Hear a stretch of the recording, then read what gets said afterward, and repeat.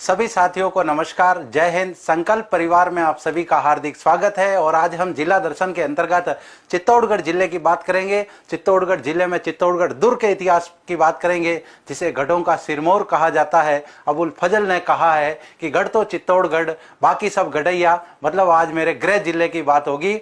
कल एक पार्ट हो चुका है चित्तौड़गढ़ जिला दर्शन में, हम सामान्य परिचय की बात कर चुके हैं। आज हम चित्तौड़ दुर्ग की बात करेंगे, चित्तौड़ दुर्ग के इतिहास की बात करेंगे। राजस्थान जीके में सबसे ज्यादा इंपॉर्टेंस दुर्गों में यदि कोई दुर्ग रखता है तो वो है चित्तौड़गढ़ दुर्ग। आज उसके बारे में आप जब इतने फैक्ट देखोगे, और प्रत्येक फैक्ट से लगभग एग्जाम में प्रश्न आए हुए हैं, प्रश्न आने की भी संभावनाएं हैं। सभी को प्रणाम, सभी को नमस्कार। जाम्बो जी की नगरी से प्रणाम, रणथंबोर की धरा से प्रणाम, जोधपुर से राम राम प्रणाम, चित्तौड़ से राम राम प्रणाम, हाड़ौती से प्रणाम, सभी को प्रणाम, सभी को राम राम।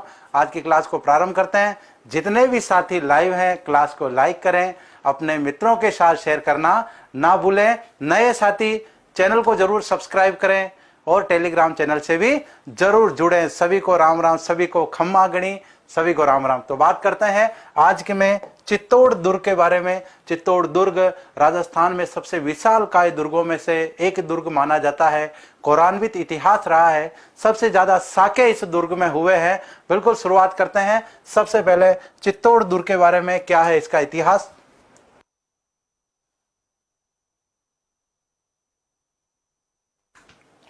हाँ जी, तो सभी को जय हिंद, जय भारत। और आज की क्लास को प्रारंभ करते हुए सबसे पहले टॉपिक ले लेते हैं चित्तौड़गढ़ दुर्ग। चित्तौड़गढ़ दुर्ग सबसे पहले निर्माण को लेकर एग्जाम में प्रश्न आ जाता है, इसका निर्माण किसने करवाया। निर्माण तो यहां पर हम सबसे ज्यादा निर्माण की बात करें, कर्नल जेम्स टोड ने भी बताया है। कुमारपाल प्रबंध में भी इसका वर्णन मिलता है। वीर विनोद, जो कि मेवाड़ के इतिहास का सबसे प्रमाणिक स्रोत है, श्यामल दास जी के द्वारा लिखा गया है। उनके द्वारा कहा गया है कि इसका निर्माण जो है चित्रांग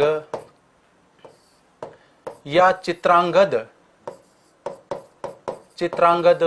मौर्य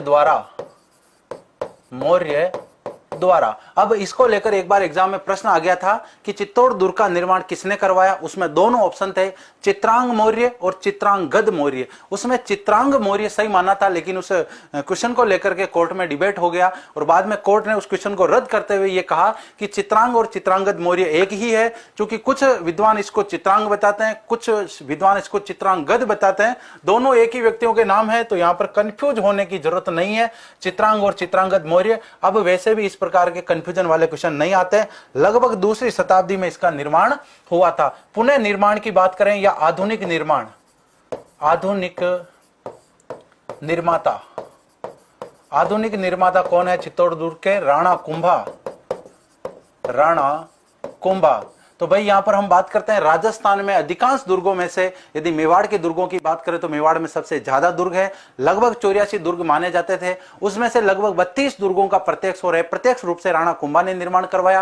राणा कुंभा ने मूल रूप से कुंभलगढ़ दुर्ग का पूर्ण रूप से निर्माण करवाया था। बाकी चित्तौड़गढ़ दुर्ग, अचलगढ़ दुर्ग, इस प्रकार के बहुत सारे और दुर्ग हैं जिनका राणा कुंभा ने पहले वहां पर कोई निर्माण था और वहां पर सबसे ज्यादा निर्माण करवाया। किसी का जीर्णोद्वार करवाया तो सबसे ज्यादा राणा कुंभा का वहां पर वेटेज हो जाता है। चित्तौड़ दुर्ग की बात करें, क्योंकि राणा कुंभा के समय यदि हम बात करें तो इससे पहले यह दुर्ग जो था एक खड़ी पहाड़ी पर बना हुआ दुर्ग था। अभी हम बात करते हैं, जैसे राणा कुंभा की बात की हमने, तो यहां पर जैसे ये परकोटा बना हुआ है, उस समय ये एक खड़ी पहाड़ी पर बिल्कुल एक नॉर्मल दुर्ग था। इस तरफ से जाने के लिए एक सर्पिलाकार मार्ग जो है वो राणा कुंभा ने बनवाया। अब वर्तमान में यदि हम चित्तौड़ दुर्ग पर जाते हैं तो हमें 7 दरवाजों को क्रॉस करना पड़ता है। मतलब पाडन पोल से लेकर हम राम पोल तक जब जाते हैं, ये वाला जो सर्पिला मार्ग है ये राणा कुंभा ने बनवाया था। इससे पहले इस दुर्ग पर जाने के लिए एक ही दरवाजा था, एक ही मार्ग था, और वो था सूरज पोल का दरवाजा, जो कि पूर्वी दरवाजा सबसे प्राचीन और सबसे मुख्य दरवाजा कहलाता है। अलाउद्दीन खिलजी की सेना के समय जब ये युद्ध हुआ था तब वो एक ही दरवाजा हुआ करता था, इस तरफ कोई दरवाजे नहीं थे।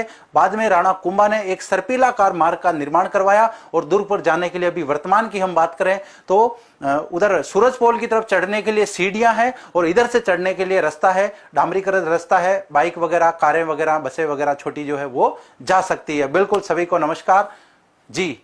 बात करते हैं आगे। चित्तौड़ दुर्ग के बारे में हमने सबसे पहले बात की, इसका निर्माण किसने करवाया। दूसरी बात, इसका आधुनिक निर्माण किसने करवाया। अब यहां पर बात करते हैं इस दुर्ग से संबंधित उपनामों के बारे में। कई बार एग्जाम में प्रश्न आ जाता है कि इसका उपनाम क्या है। चित्तौड़ दुर्ग का सबसे फेमस जो उपनाम है वो इसका उपनाम है राजस्थान का गौरव। राजस्थान का गौरव जो है वो इसे कहा जाता है। इसके अलावा इसे गढ़ों का सिरमौर कहा जाता है, गढ़ों का सिरमौर।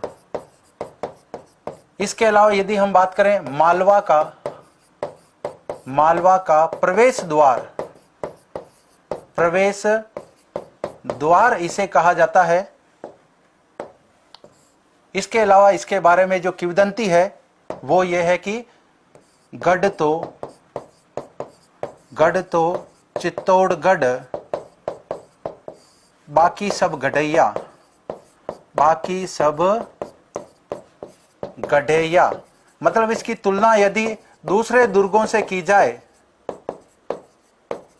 तो इस दुर्ग के सामने दूसरे दुर्ग जो क्या है वो गढ़ैया है। मतलब गढ़, दुर्ग, फोर्ट, इस प्रकार की जो श्रेणियां होती है दुर्गों में, वो सबसे महत्वपूर्ण जो है वो एक प्रकार से हम इस गढ़ को मान सकते हैं। चित्तौड़गढ़ का जो किला है वो एक महत्वपूर्ण दुर्ग है और इसे अबुल फजल ने कहा था कि गढ़ तो चित्तौड़गढ़, बाकी सब गढ़ैया। बाकी इसके अलावा इसे गढ़ों का सिरमौर, राजस्थान का गौरव, मालवा का प्रवेश द्वार, सर्वाधिक साकों वाला दुर्ग भी इसी को कहा जाता है। सर्वाधिक साकों वाला दुर्ग, सर्वाधिक साकों वाला दुर्ग। कहीं 2.5 साके हुए हैं, कहीं 2 हुए हैं, कहीं 3 हुए हैं। तो यहां पर सबसे ज्यादा 3 साके हुए हैं और तीनों साके कब कब हुए तो वो हम यहां पर विस्तार से बात करेंगे। अब इस दुर्ग से संबंधित बहुत सारी ऐसी विशेषताएं हैं जो एग्जाम में सबसे ज्यादा पूछी जाती है। अब नेक्स्ट हम बात करते हैं इसका आकार किसके समान है। आकार की बात करें तो आकार है व्हेल मछली के समान, व्हेल मछली के समान। तो भाई ज्ञात जीव जंतुओं में व्हेल मछली जो है वो सबसे बड़े आकार का जीव माना जाता है। इसके अलावा इसकी और क्या विशेषता है, इसे लिविंग फोर्ट फर्स्ट के नाम से जाना जाता है। तो सबसे बड़ा रिहायशी किला, सबसे बड़ा रिहायशी किला। रिहायशी किले का मतलब क्या होता है, राजा प्लस रानी प्लस प्रजा, है ना। प्रजा का मतलब जनता।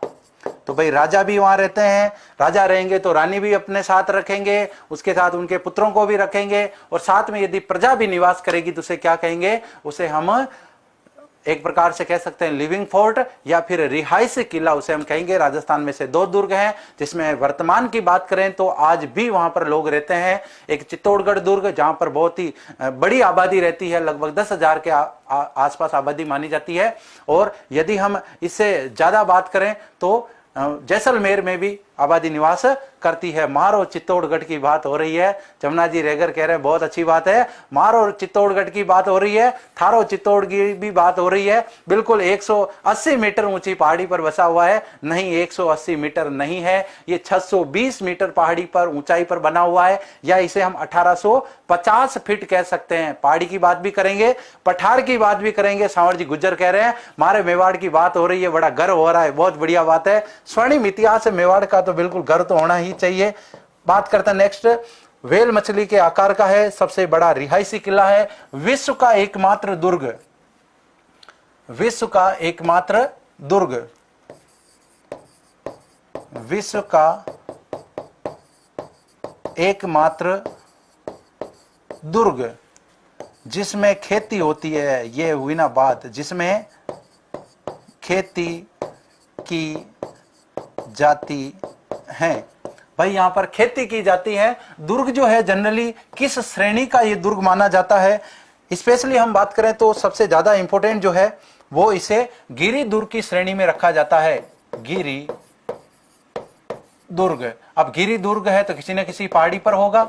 चित्रकूट पहाड़ी, चित्रकूट पहाड़ी, या फिर यहां पर मेसा का पठार भी नाम आ सकता है, मेसा का पठार। और ये ऊंचाई पर कितना है तो 620 मीटर या फिर 1850 फीट है। तो भाई 1 मीटर में कितने सेंटीमीटर होते हैं, कितने इंच होते हैं, वो सभी आप सभी साथियों को पता है। आप बिल्कुल इसको डिवाइड करके पढ़ सकते हैं। बिल्कुल लगभग इससे 3 गुना जो है ये क्या होते हैं, फिट होते हैं। तो यहां पर आप आराम से इसको भाग दे करके भी देख सकते हैं। अब यहां पर इसे हम एक जलदुर्ग की श्रेणी में भी रख सकते हैं। जलदुर्ग क्यों भाई, गंभीरी और बेड़च के किनारे बसा हुआ है। गंभीरी व बेड़च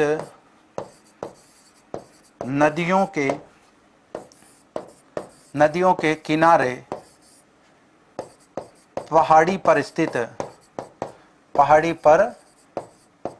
स्थित। अब इससे संबंधित फैक्ट आ जाए कि भाई कौन सी पहाड़ी पर बसा हुआ है, तो चित्रांगद मौर्य के द्वारा बसाने के कारण उनके नाम पर ही चित्रकूट पहाड़ी इसका नाम पड़ता है। बाद में इसी का अपभ्रंश होकर के इसका नाम चित्तौड़गढ़ हो जाता है। नदी के किनारे भी है। दुर्गों की हम यदि शुक्र नीति की बात करें तो लगभग 9 प्रकार के दुर्ग पाए जाते हैं, जिसमें गिरि दुर्ग है, वन दुर्ग है, रेगिस्तान के धानव्य श्रेणी के दुर्ग हैं, जल दुर्ग हैं, बहुत सारी और भी श्रेणियां, पारिक है, पारिद है। उनमें यदि एक अकेली श्रेणी ऐसी है धवन्य श्रेणी या जो रेगिस्तानी श्रेणी है, उसमें से यदि निकाल दिया जाए बाकी 8 श्रेणियों में ये दुर्ग आता है। केवल उस श्रेणी में नहीं आता है क्योंकि चित्तौड़ के आसपास रेगिस्तान नहीं है, मरुस्थल नहीं है, बाकी पहाड़ी पर है। सैन्य दुर्ग भी है, इस तरफ नदी है तो पानी है। बहुत सारी हम एक प्रकार से कह सकते हैं कि जो दुर्गों की श्रेणियों को एक्सप्लेन करें हम पूरी तरीके से, उसमें सभी श्रेणियों में ये शामिल है। अकेला केवल धवन्य श्रेणी जो है उसमें ये शामिल नहीं है, मतलब रेगिस्तानी श्रेणी में शामिल नहीं है। देवेंद्र जी सुतार, परमाणु नगरी, पोखरण से प्रणाम जी। हाँ जी, तो बिल्कुल कोई दिक्कत नहीं, गलत वाली कोई बात नहीं है। आप आराम से पढ़ें और आंकड़े आराम से इसको ध्यान से देखें। ये बिल्कुल एक जनरल जानकारी थी इस दुर्ग के संबंध में। अब यहाँ पर यदि हम बात करें कि दुर्ग जो है वो बहुत ही लंबा चौड़ा फैला हुआ है, तो दुर्ग की हम बात करते हैं लंबाई और चौड़ाई। लंबाई लगभग इसकी 8 किलोमीटर मानी जाती है और चौड़ाई मानी जाती है इसकी 2 से 2.5 किलोमीटर। और परिधि की यदि हम बात करें, परिधि तो लगभग मानी जाती है 18 किलोमीटर, 18 किमी।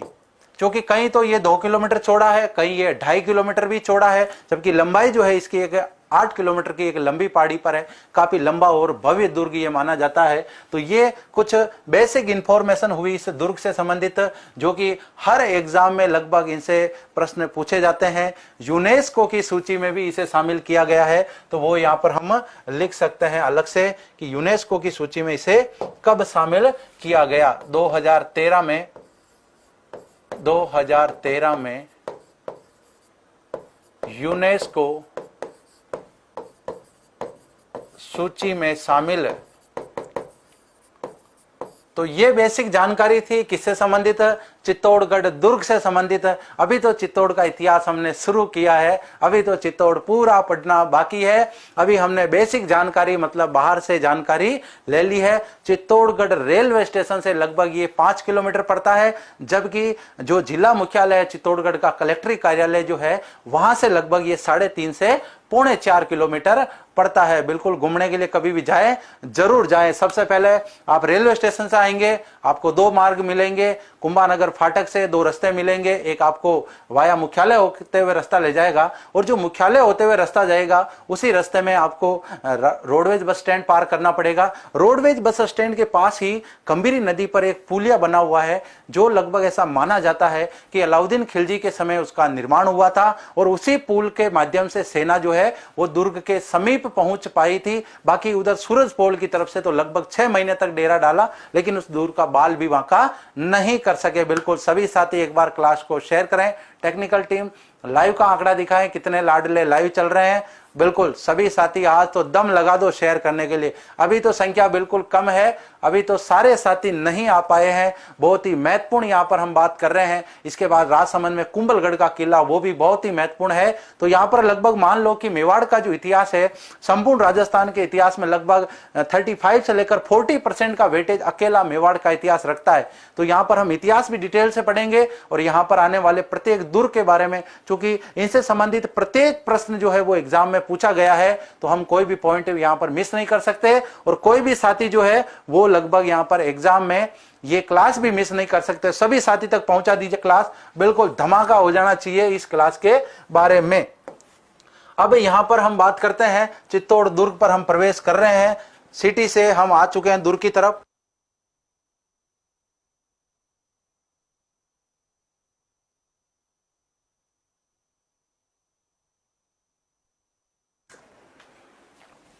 हाँ जी, तो हम लगभग शहर से दुर्ग की तरफ प्रवेश कर चुके हैं। तो यहां पर सबसे पहले जो आ जाती है जगह वो है पाडन पोल। भाई पाडन पोल जो है ये क्यों कहलाता है, पहली बात तो ये। दूसरी बात, यहां पर ये एक चबूतरा बना हुआ है, दिख रहा है आपको। तो यहां रावत बाग सिंह का स्मारक स्थित है। और ये रावत बाग सिंह जी कहां के थे? देवलिया के थे। देवलिया, और देवलिया मतलब वर्तमान प्रतापगढ़।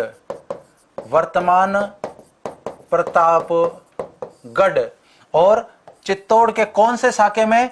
दूसरे साके में। चित्तौड़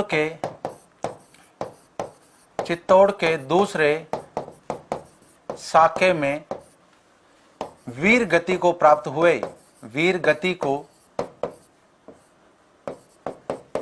हुए। तो यहां पर रावत बाग सिंह जी का स्मारक है, और ये प्रथम प्रवेश द्वार माना जाता है ना? प्रथम प्रवेश द्वार। तो ये चित्तौड़गढ़ दुर्ग का प्रथम प्रवेश द्वार माना जाता है। इतना भव्य दुर्ग है, कई बार तो दुश्मन सेना इस मतलब दरवाजे तक भी नहीं पहुंच पाती थी, इतना भव्य ये दरवाजा है, बहुत ही महत्वपूर्ण है। प्रत्येक दरवाजे की बात करेंगे, उससे संबंधित एग्जाम में जो हमारे प्रश्न आ जाते हैं, बिल्कुल एग्जाम पॉइंट व्यू की दृष्टि से बात करेंगे।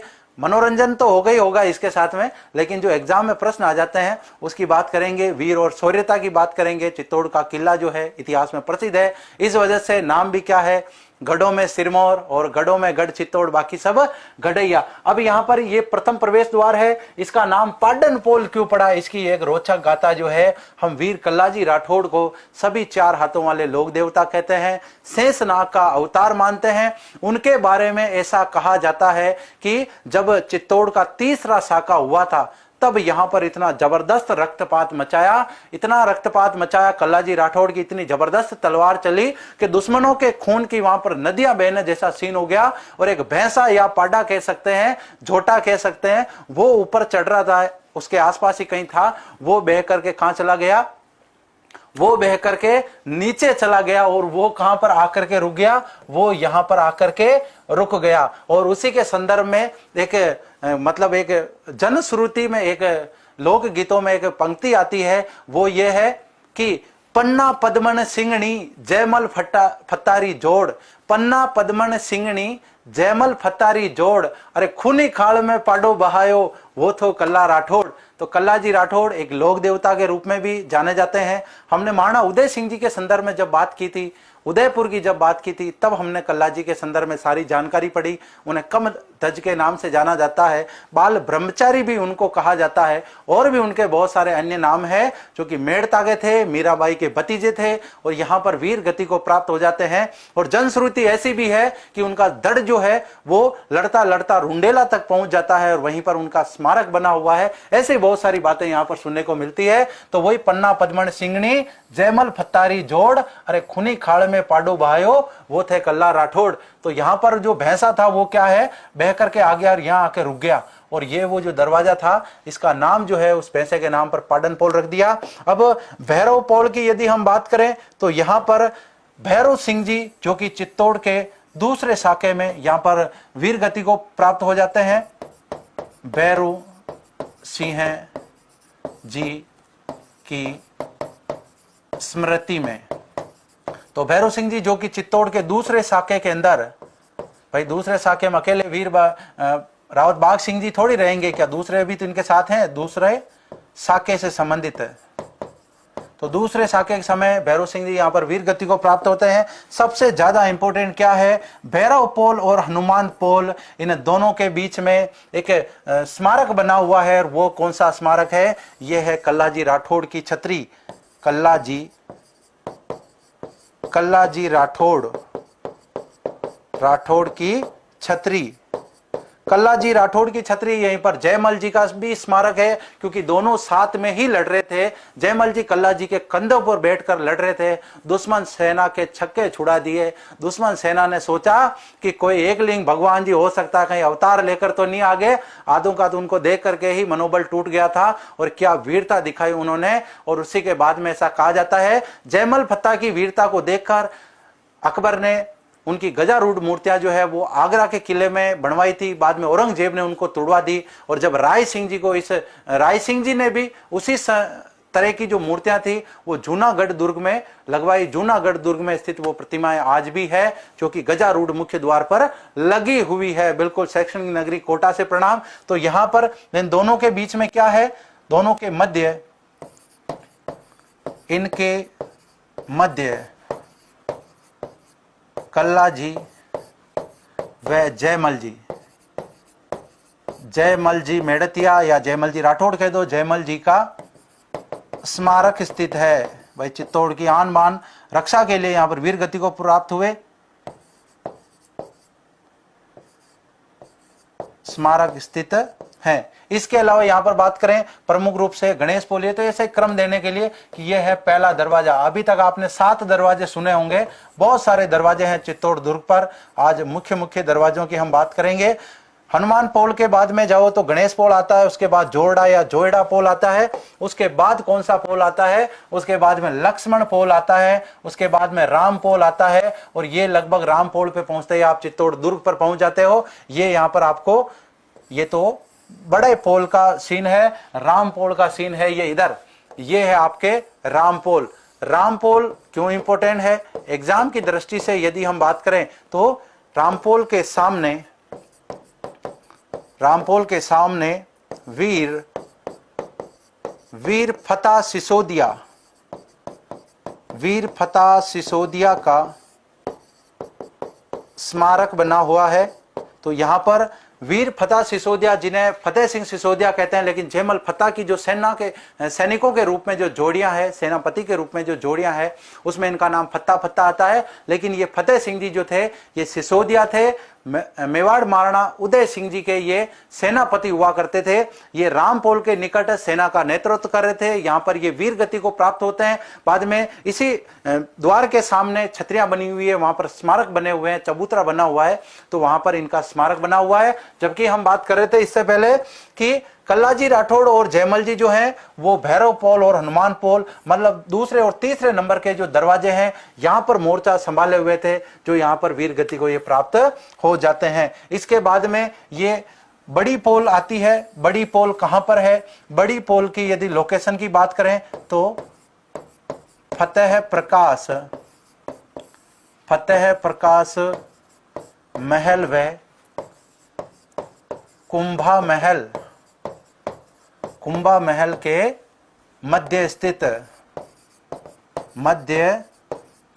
स्थित हैं। तो यदि हम चित्तौड़ दुर्ग पर जाते हैं तो जैसे ही हम रामपोल से आगे एंट्री करते हैं तुलजा भवानी का मंदिर आता है। उसके बाद में नवकोठा बुर्ज या नवकोठा दुर्ग आता है, जो कि बनवीर ने अपनी सुरक्षा के लिए बनवाया था। और वहीं से जैसे ही हम टर्न लेते हैं बाद में इस तरफ यदि हम देखें तो इस तरफ कुंभा का महल आता है, और उसी के आगे ये दरवाजा बना हुआ है जो कि बड़ी पोल पर इसका नाम है। इसके ऊपर कुछ गुंबद वगैरह नहीं है, केवल ये सबसे बड़ा दरवाजा होने के कारण बड़ी पोल कहलाता है। अब बात करते हैं सूरज पोल की। एग्जाम पॉइंट व्यू की दृष्टि से ये दरवाजा भी बहुत ही महत्वपूर्ण है। और ये किस तरफ है, ये पूर्वी दरवाजा है। ये पूर्वी दरवाजा, प्राचीन दरवाजा भी कह सकते हैं। प्राचीन दरवाजा प्रारंभ में मुख्य दरवाजा था। प्रारंभ का मतलब हम बात करें कि जब अलाउद्दीन खिलजी ने आक्रमण किया था, दुर्ग जब बनता है, अधिकांश दुर्गों को यदि आपने देखा है, साथियों को देखने का मौका मिला है, अधिकांश दुर्ग जो है वो लगभग सभी के दरवाजे जो है वो पूर्वी दिशा की तरफ रखते हैं। ऐसा कोई वास्तु का नियम है। इस वजह से ये मुख्य दरवाजा था। सूरजपोल इसी के निकट, इसके नीचे हम बात करें पहाड़ी के निकट, तो यहाँ पर सूरजपोल दरवाजा बना हुआ है, ये दरवाजा भी है और यहाँ पर एक सूरजपोल गांव भी है। इस तरफ यदि आप दुर्ग पर जाना चाहते हो तो मार्ग कौन सा है? सीढ़ियों वाला मार्ग है। इससे पहले ये जितने भी यहाँ पर ये हमने दरवाजों की बात की, तो यहाँ से लगभग पाडन पोल से लेकर के यहाँ पर रामपोल तक जो मार्ग है वो सर्पिलाकार मार्ग जो है, इसका निर्माण राणा कुंभा ने करवाया था। तो यहाँ पर बात कर लेते हैं, दुर्ग पर जाने के लिए सर्पिलाकार मार्ग का निर्माण राणा कुंभा द्वारा करवाया गया। राणा कुंभा द्वारा करवाया गया। और यहां पर सबसे बड़ा रिहायशी महल जो है कुंभा का महल, वो भी राणा कुंभा ने बनवाया था। इसके बाद में ये सब भी लगभग हमने दरवाजों की बात कर ली। इसके अलावा भी और बहुत सारे दरवाजे हैं, वो चित्तौड़ दुर्ग पर हैं।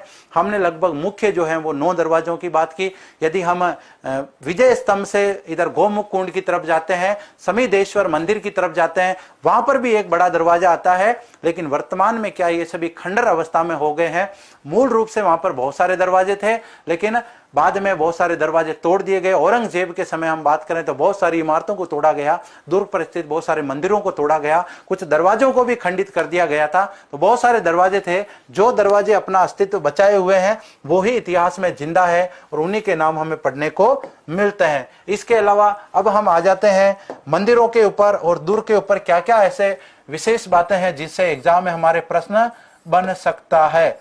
तो यहाँ पर सबसे पहले बात आती है तुलजा भवानी के मंदिर की। तुलजा भवानी का मंदिर, यदि हम रामपोल से आगे जाते हैं तो सबसे पहले यही मंदिर आता है। और इस मंदिर का निर्माण किसने करवाया था, ये बहुत ही इंपॉर्टेंट है। बनवीर ने बनवाया।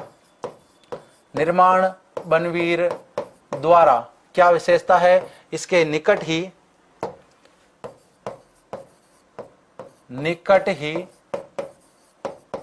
पुरोहित जी की हवेली स्थित है। इसके निकट ही पुरोहित जी की हवेली स्थित है। इसके बाद में हम बात करते हैं बाण माता की। बाण माता के 2 मंदिर हैं राजस्थान में, और 2 मंदिर प्रमुख रूप से कहां कहां पर है मंदिर। तो मंदिर एक तो है उदयपुर में और दूसरा है चित्तौड़ दुर्ग में, चित्तौड़गढ़ दुर्ग। एग्जाम में प्रश्न आ जाता है, मोस्ट इंपोर्टेंट है। दूसरी बात करें, मेवाड़ महाराणाओं की कुल देवी मानी जाती है। कुल देवी मानी जाती है। तो यह भी एक प्रमुख मंदिर है, चित्तौड़ दुर्ग पर स्थित। अब बात करते हैं नवकोठा भंडार की। इसे नवलखा बुर्ज भी कहते हैं। और ये एक प्रकार से इसको हम कह सकते हैं मिनी दुर्ग है। ये एक प्रकार से मिनी दुर्ग या एक प्रकार से बहुत ही बड़ा इसे हम महल कह सकते हैं। किसने बनवाया था? तो राणा कुंभा बनवीर ने बनवाया था। बनवीर द्वारा निर्मित राणा कुंभा महल जो है वो इसके बिल्कुल निकट बना हुआ है। श्रृंगार चंवरी जो है वो भी इसके बिल्कुल निकट पड़ती है। यह है श्रृंगार चंवरी। क्या विशेषता है इस श्रृंगार चंवरी की? तो यदि हम बात करें मूल रूप से क्या है ये? शांति जैन मंदिर है। शांतिनाथ जैन मंदिर है। निर्माण किसने करवाया था? निर्माण वेलका द्वारा। निर्माण एक वेलका द्वारा करवाया गया था। और इसे श्रृंगार चंवरी ही क्यों कहा जाता है, उसके पीछे भी एक लॉजिक है कि राणा कुंभा की पुत्री राणा कुंभा की पुत्री जिनका नाम था रमाबाई, रमाबाई का विवाह स्थल, मतलब कुंभा की पुत्री जो थी रमाबाई, जिसे हम इतिहास में वागीश्वरी के नाम से भी पढ़ते हैं, संगीत की महान विद्वान थी, ज्ञाता थी, तो इनके विवाह जो है वो यहां पर हुआ था। तो कुंभा के समय इसे श्रृंगार चंवरी नाम दे दिया गया था। श्रृंगार चौकी की बात करें तो श्रृंगार चौकी जोधपुर दुर्ग में है और इसी से मिलता जुलता नाम है, तो यहां पर ध्यान रखें। श्रृंगार चंवरी चित्तौड़ दुर्ग में है, जबकि श्रृंगार चौकी जो है वो जोधपुर दुर्ग के अंदर है। नेक्स्ट बात करते हैं राणा कुंभा के महल की। तो भाई कुंभा के महल बहुत ही प्रसिद्ध महल है और कुंभा ने इनका निर्माण करवाया था। चित्तौड़ दुर्ग पर स्थित सबसे बड़े महल हैं ये। चित्तौड़ दुर्ग पर स्थित सबसे बड़ा रिहायशी महल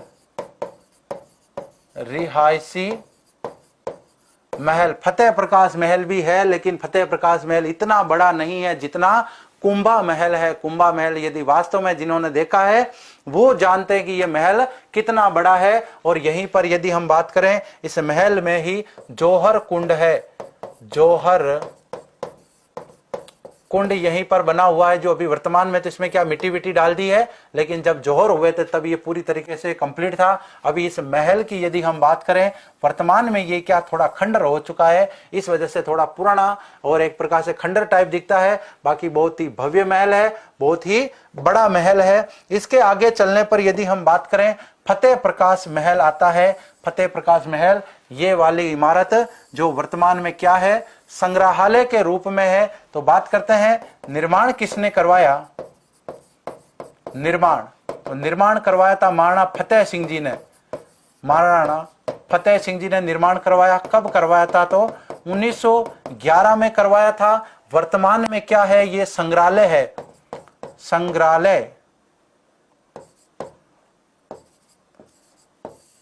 वर्तमान में ये संग्रहालय है। और इन महलों की बात करें तो फतेह प्रकाश महल राजस्थान में दो हैं, एक तो है उदयपुर में और दूसरे हैं चित्तौड़ दुर्ग में, चित्तौड़गढ़ दुर्ग में। 1911 में बना हुआ है, इसीलिए हम कह सकते हैं कि वर्तमान में ये जो है बहुत ही बढ़िया कंडीशन में है, शानदार कंडीशन में है। ऐसा लगता है जैसे 5-7 साल इसको बनाए हुए हुआ हो। इसको बनाने का कारण यह था, हम सभी जानते हैं कि जब चित्तौड़ का तीसरा शाखा होता है, उसके बाद से लगभग राजधानी जो है वो उदयपुर, कभी घोगुंदा, कभी चावंड, कभी कुंभलगढ़ इस तरफ रहती है।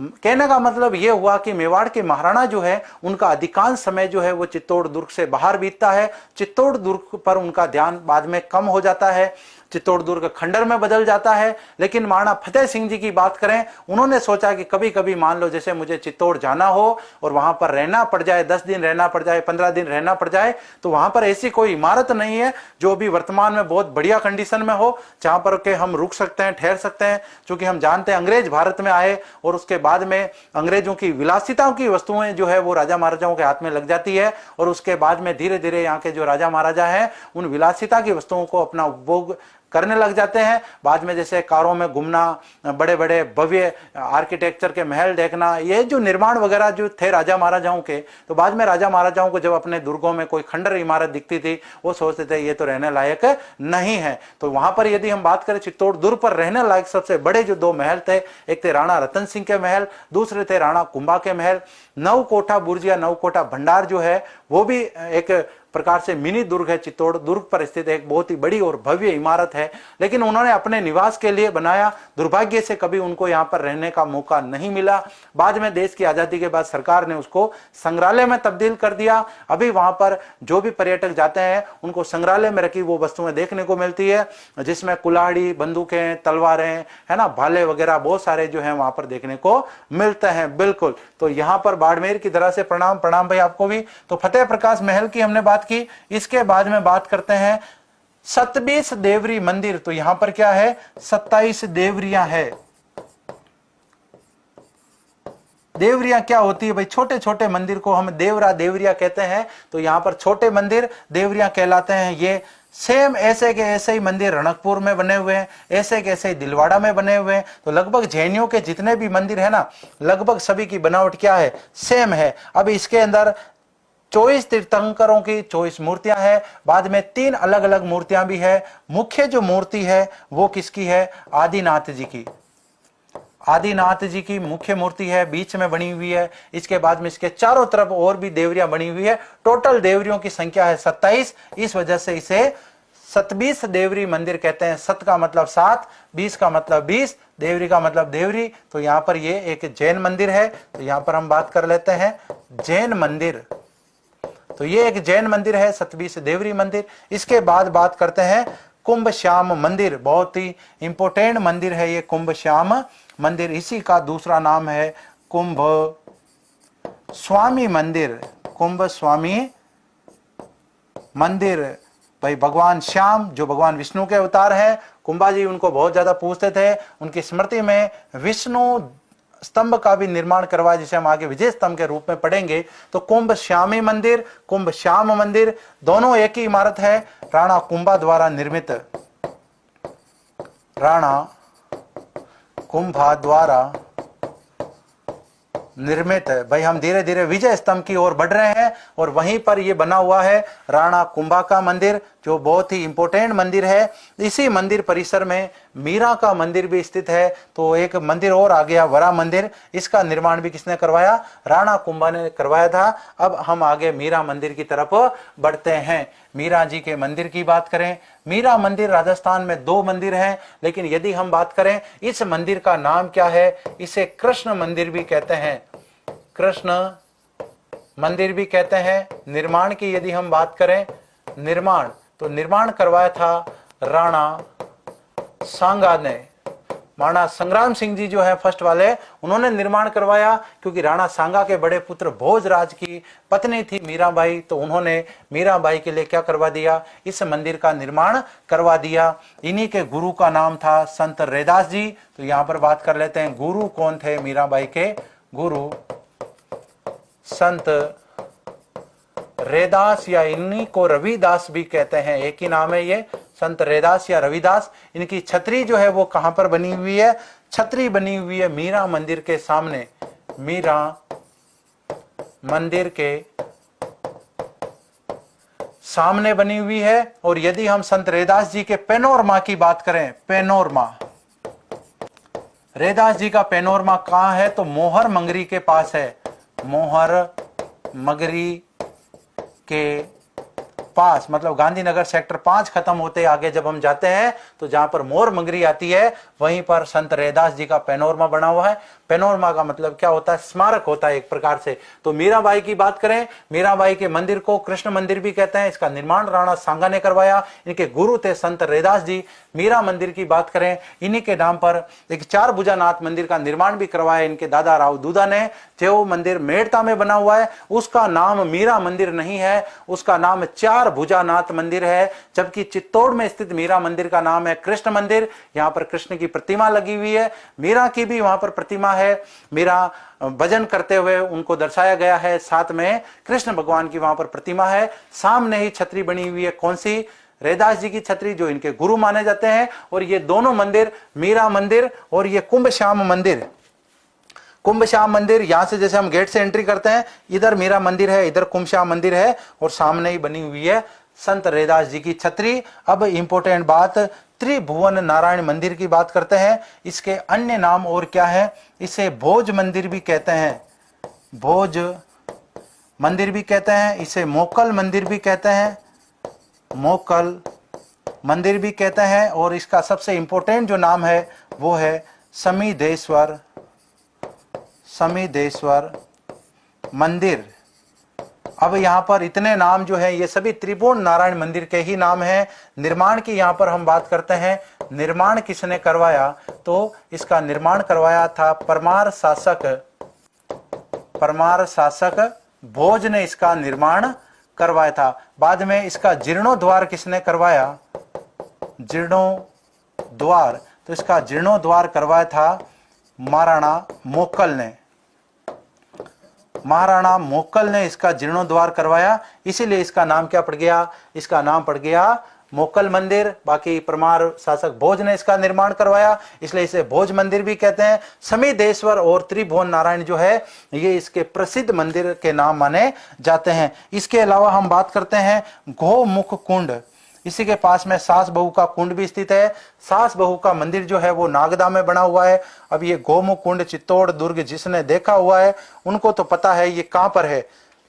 देख लेते हैं, एक ऐसा गाय का मुख बना हुआ है, बछड़े का मुख बना हुआ है, तो यहाँ पर पहाड़ों से पानी जो है वो रीझ रीझ करके यहाँ पर आता है। 12 महीने ये पानी चलता रहता है, इसलिए इस कुंड में कभी भी पानी की कमी नहीं होती है। ये गोमुख कुंड है और ये गाय का जो मुख है ये लगभग यहाँ बना हुआ है। ये विजय स्तंभ है और यहीं पर ये समीधेश्वर मंदिर है। और यहाँ पर हम बात करें तो यहाँ पर ये दरवाजे बने हुए हैं। इस तरफ ये कुंभा महल है, बहुत बड़ा दुर्ग है, तो यहीं पर हम पढ़ेंगे। तो यहाँ पर गोमुख कुंड जो है वो कहां पर है, वो ये चित्र बना हुआ है।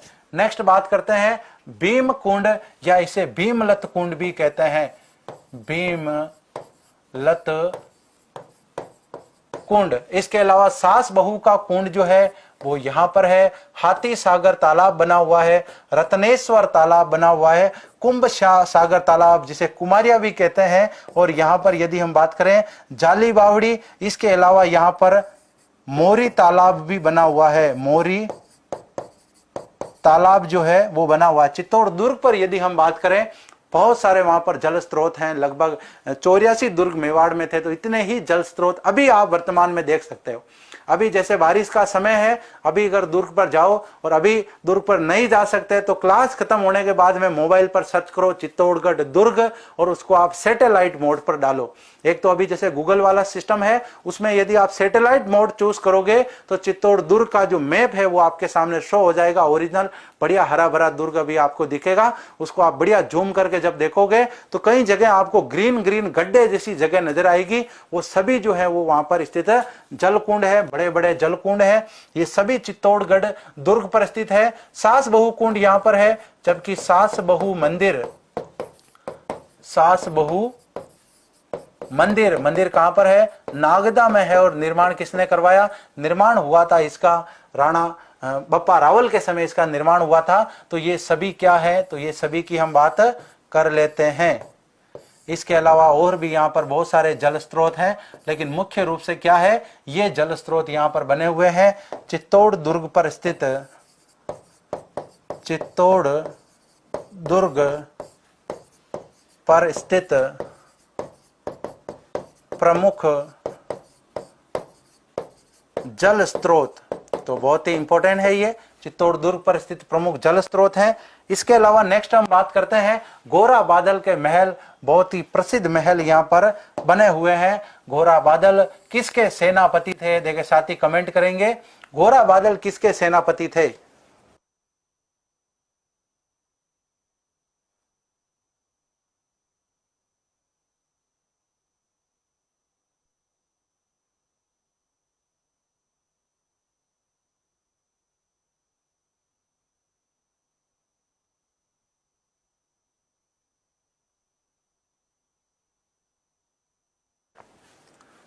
हाँ जी, तो यहाँ पर हम बात कर रहे हैं चित्तौड़गढ़ दुर्ग पर स्थित इमारतों के बारे में और हम आ चुके हैं गोरा बादल के महल तक। भाई गोरा बादल जो है रावल रतन सिंह, रावल रतन सिंह के सेनापति थे और चित्तौड़ के प्रथम साके में ये वीर गति को प्राप्त होते हैं। गोरा बादल जो कि बहुत ही प्रसिद्ध सेनापति हैं रावल रतन सिंह जी के, और इनके महल कहाँ बने हुए हैं, ये कालिका माता के मंदिर से पहले ही बने हुए हैं। और इसके बाद में हम आ जाते हैं कालिका माता के मंदिर पर। कालिका माता का प्रसिद्ध मंदिर है चित्तौड़ दुर्ग में, स्थानीय लोगों में काफी मान्यता है मातेश्वरी की। तो यहाँ पर हम बात करते हैं 8वीं शताब्दी में, 8वीं शताब्दी में यह सूर्य मंदिर था, सूर्य मंदिर था। और मूल रूप से भी यदि हम बात करें तो ये सूर्य मंदिर ही है, लेकिन बाद में कालिका माता की प्रतिमा यहाँ पर स्थापित की गई और यहाँ पर ये सूर्य की बजाय कालिका माता के मंदिर का नाम आ गया। चित्तौड़ दुर्ग पर स्थित सबसे प्रसिद्ध मंदिर, चित्तौड़ दुर्ग पर स्थित सबसे प्रसिद्ध मंदिर। भाई दूसरे मंदिर भी प्रसिद्ध है, ऐसी कोई दिक्कत नहीं है, लेकिन स्थानीय लोग, आसपास के लोग जो हैं वो यहाँ पर पैदल यात्रा करते हैं। नवरात्रि के समय तो यहाँ पर बहुत ज्यादा भीड़ लगती है। तो चित्तौड़ दुर्ग पर स्थित है, सबसे प्रसिद्ध मंदिरों में गिना जाता है। कौन सा? कालिका माता का मंदिर। इसके अलावा यदि हम बात करें पद्मिनी के महल जो है, अब यहाँ पर पद्मिनी के महल बने हुए हैं, रतन सिंह के महल भी बने हुए हैं, लेकिन ये जो महल है ये कौन सा महल है? ये एक प्रकार से जल महल है, जल महल है। अब यहाँ पर इस कुंड के पास यदि बात करें तो ये कौन सा कुंड है? ये सूर्य कुंड है, सूर्य कुंड, ये सूर्य कुंड है। और यहीं पर इसके पास ही महल बने हुए हैं। अब कुछ लोग तो कहते हैं ये पद्मिनी के महल हैं, कुछ ये पद्मिनी के महल हैं। अब वहां पर आप जाओगे तो गाइड भी बढ़िया शानदार मसाला लगा करके ये बात को, कहानी को यहाँ पर प्रदर्शित करते हैं कि वे चित्तौड़ दुर्ग पर कौन आए थे? अलाउद्दीन खिलजी आए थे। बड़े सम्मान से उनको बुलाया गया था चित्तौड़ दुर्ग में, और वो एक बहाना बना करके आए थे, हम तो चित्तौड़ दुर्ग घूमने के लिए आए हुए हैं। बाद में कहते हैं कि छल कपट करके वो कहते हैं कि भाई हमें पद्मिनी का चेहरा दिखाया जाए, बाकी मरेंगे मारेंगे लेकिन यहाँ से जाने के लिए तैयार नहीं होंगे। बाद में आपने वो मूवी भी देखी होगी पद्मिनी वाली, जो एक विवाद का कारण रहती है। और ऐसा कहा जाता है कि इस दुर्ग, ये जो महल है इसमें से पद्मिनी को गुजारा जाता है। और यहीं पर एक महल बने हुए हैं जहां पर 4 शीशे लगवाए जाते हैं चारों तरफ, और अलाउद्दीन खिलजी को कहते हैं कि शीशे में देखो, और उसके बाद में इधर से पद्मिनी गुजरती है, उसकी जैसे ही परछाई अलाउद्दीन खिलजी को दिखती है और तब तक उसे खिड़की पर लगा हुआ पर्दा गिरा देते हैं। अलाउद्दीन खिलजी कहते हैं अरे रुको रुको रुको रुको, मैंने तो देखा ही नहीं, कुछ भी नहीं देखा मैंने तो। लेकिन कहते नहीं भाई देख लिया, इतने ही दर्शन करवाने थे। ये पूरी तरीके से एक कपोल कल्पित कहानी है। वास्तविकता में हम यहाँ पर देखें तो उस समय लगभग दर्पण के आविष्कार भी नहीं हुए थे, और यदि सामने दर्पण लगा हुआ है और व्यक्ति को सामने दर्पण में देखने के लिए बोला जा रहा है, पीछे जो कोई व्यक्ति है तो बेवकूफ होगा, वो तो सामने देखेगा, और सीधा आदमी होगा पीछे मुड़ के देखेगा। भाई इस प्रकार की जब हम वहां पर वास्तविकता की, प्रामाणिकता की बात करें तो ये एक प्रकार से क्या है, कपोल कल्पना मानी जाती है। तभी राजपूत जो है वो इस बात का विरोध करते हैं। जब ये मूवी बनती है पद्मिनी 2016 में, तब यहाँ पर उपद्रव होता है एक प्रकार से।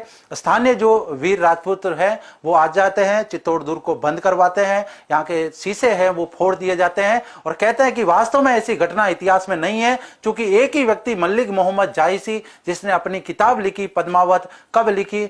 इस घटना से लगभग 140 वर्ष बाद लिखी। उसमें कुछ ऐसी कपोल कल्पनाएं बता दी, इतिहासकार उसे पूरी तरीके से प्रमाणित नहीं मानते हैं, इसलिए यह घटना जो है पूरी तरीके से कपोल कल्पना मानी जाती है। तो वो इससे संबंधित वो यही महल है जिस महल का संबंध उस घटना से बताया जाता है। ये पानी में बना हुआ है, और ये महल जो है वो ये यहाँ पर धरातल पर ही बना हुआ है। कुकड़ेश्वर महादेव की यदि हम बात करें, राणा कुंभा ने इसका निर्माण करवाया था। राणा कुंभा द्वारा निर्मित, राणा कुंभा द्वारा निर्मित यह भी एक प्रमुख और भव्य इमारत है चित्तौड़ दुर्ग पर। इसके बाद बात करते हैं सबसे इंपॉर्टेंट चित्तौड़ दुर्ग पर स्थित इमारत की, जिसे विजय स्तंभ के नाम से जाना जाता है। तो भाई बात कर लेते हैं विजय स्तंभ की। तो सबसे पहले इसका निर्माण किसने करवाया और क्या क्या इसके अन्य नाम है? इसे विष्णु स्तंभ भी कहते हैं। कीर्ति स्तंभ अलग है, विजय स्तंभ अलग है, और विजय स्तंभ को कीर्ति स्तंभ क्यों कहते हैं उसकी भी बात हम यहाँ पर करने वाले हैं। विजय स्तंभ को कीर्ति स्तंभ इसलिए कहते हैं क्योंकि यहां पर कीर्ति स्तंभ प्रशस्ति उत्कीर्ण है। कीर्ति स्तंभ, कीर्ति स्तंभ प्रशस्ति, कीर्ति स्तंभ प्रशस्ति उत्कीर्ण है।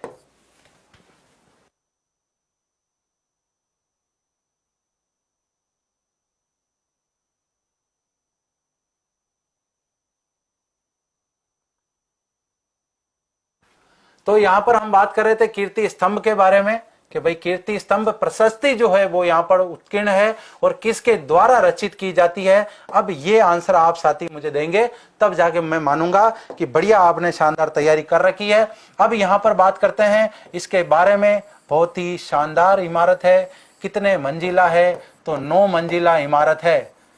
कंपेयर करके भी पढ़ सकते हैं हम इसको, और जैन कीर्ति स्तंभ को, वो 7 मंजिला है, ये 9 मंजिला है। ऊंचाई की बात करें, इसकी ऊंचाई कितनी मानी जाती है? तो अलग अलग पुस्तकों में कहीं 120 फीट है, कहीं 22 फीट है, एक ही बात है ना, मीटर नहीं है, ये फीट है। ये 9 मंजिला है, 120 फीट, 122 फीट, एक ही बात, 120 फीट मान लो, सबसे बढ़िया बात है। 9 मंजिला इमारत है। निर्माण क्यों करवाया था? तो मालवा विजय के उपलक्ष्य में इसका निर्माण करवाया था। मालवा विजय के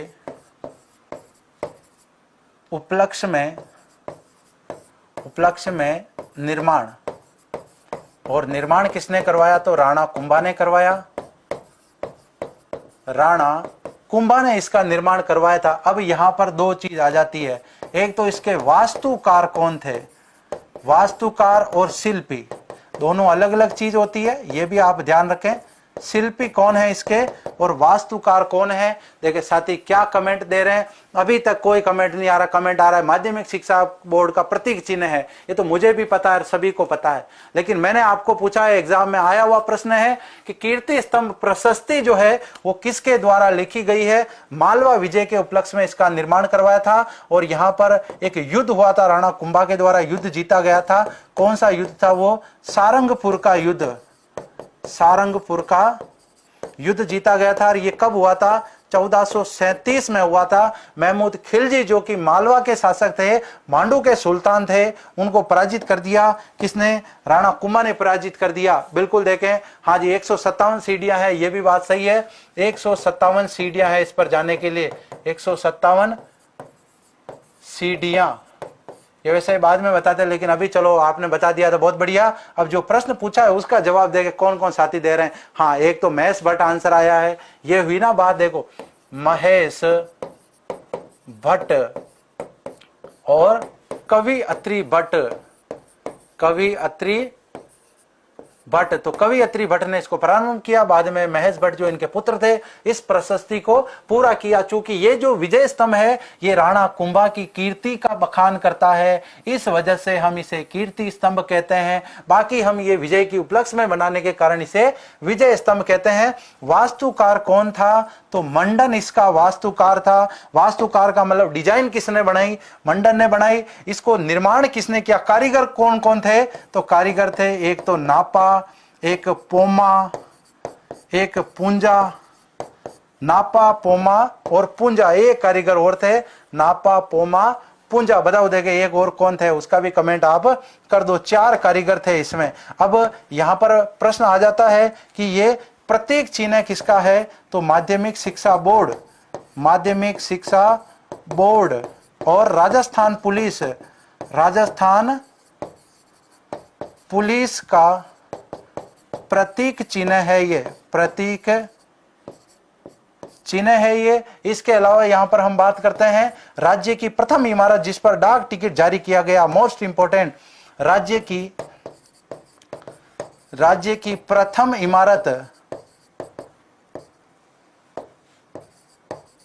राज्य की प्रथम इमारत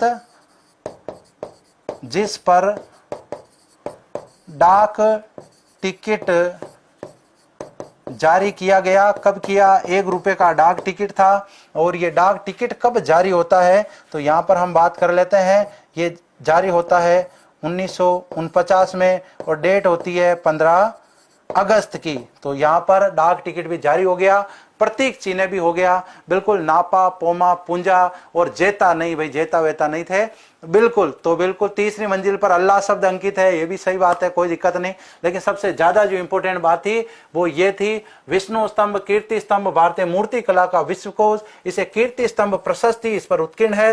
राणा कुंभा की ये कीर्ति का बखान करता है, इस वजह से इसे कीर्ति स्तंभ प्रशस्ति कहते हैं। ध्यान रखें, विजय स्तंभ अलग है, जैन कीर्ति स्तंभ अलग है, लेकिन विजय स्तंभ और कीर्ति स्तंभ एक ही बात है। 9 मंजिला इमारत, 157 सीढ़ियां बनी हुई है, ऊंचाई 120 या 22 फीट मानी जाती है। मालवा विजय मतलब मांडू के सुल्तान खिलजी को पराजित किया। सारंगपुर का युद्ध जीता राणा कुंभा ने, उसके उपलक्ष्य में भगवान विष्णु को समर्पित यह है। भगवान विष्णु के प्रिय भक्त थे राणा कुंभा। राणा कुंभा इनको अपने मतलब प्रिय भगवान मानते थे, तो अधिकतर निर्माण जो है वो इनको समर्पित किए हुए हैं। वास्तुकार थे मंडन, डिजाइन मंडन ने तैयार की। शिल्पी कौन थे? नापा, पोमा, पुंजा जो थे, इन्होंने इसको बनाने का काम किया। माध्यमिक शिक्षा बोर्ड, राजस्थान पुलिस का ये प्रतीक चिन्ह है।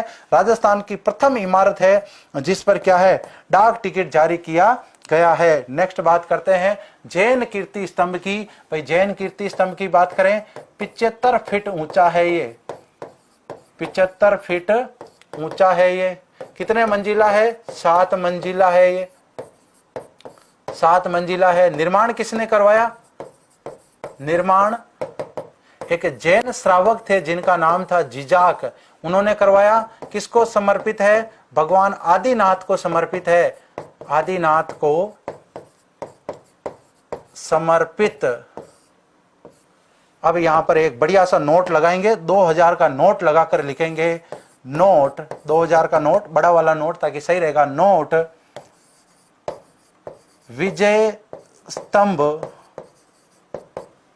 व कीर्ति स्तंभ, नोट विजय स्तंभ व कीर्ति स्तंभ एक ही है। लेकिन किंतु परंतु, लेकिन बात करते हैं, लेकिन विजय स्तंभ व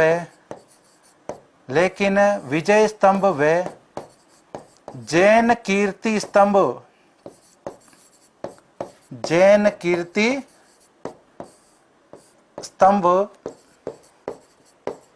अलग अलग हैं, अलग अलग हैं। तो ये देखो बढ़िया सा शानदार वाला हमने नोट भी लगा लिया, 2000 का नोट लगाकर हमने लिखा कि भाई विजय स्तंभ और कीर्ति स्तंभ दोनों एक ही इमारत हैं, लेकिन विजय स्तंभ और जैन कीर्ति स्तंभ जो है वो इमारतें क्या है, वो अलग अलग इमारतें हैं। मैं जब जयपुर में पढ़ता था तो मुझे भी किसी ने ये पढ़ाया, तो उन्होंने कहा कि भाई विजय स्तंभ और कीर्ति स्तंभ दोनों अलग अलग है। मैंने उनको कहा था सर को, मैंने कहा सर हो सकता है कि आपने ये बात किताब में पढ़ी हो, क्योंकि मैं चित्तौड़गढ़ का निवासी हूं और चित्तौड़ दुर्ग पर काफी समय तक रहने का मुझे सौभाग्य प्राप्त हुआ है। तो मेरे हिसाब से सर इमारतें दोनों अलग है, क्योंकि कीर्ति स्तंभ हमने नाम अलग सुना था और विजय स्तंभ हमने नाम अलग सुना, इमारतें भी दोनों अलग अलग हैं। लगभग दोनों के बीच में 1 से 1.5 किलोमीटर का फासला भी है। तो यहाँ पर दिगंबर जो एक श्रावक थे, जैन श्रावक थे जिजाक, उन्होंने इसका निर्माण करवाया। तो जैन कीर्ति स्तंभ अलग है, लेकिन यहाँ पर कुंभा की एक प्रशस्ति लगी हुई है जिसका नाम है कीर्ति स्तंभ प्रशस्ति। राणा कुंभा की कीर्ति का बखान करती है, उनके बारे में, मतलब बखान का मतलब उनके बारे में बड़ा चढ़ा के उनके सम्मान में कोई ना कोई बातें यहाँ पर बताई जाती है, इससे प्राप्त होती है। इस वजह से इसका नाम कीर्ति स्तंभ प्रशस्ति पड़ गया है। जो कीर्ति स्तंभ प्रशस्ति विजय स्तंभ को ही कहते हैं, जबकि जैन कीर्ति स्तंभ अलग है। चित्तौड़ दुर्ग वाले और चित्तौड़ के आसपास के वाले ये साथी समझ रहे हैं।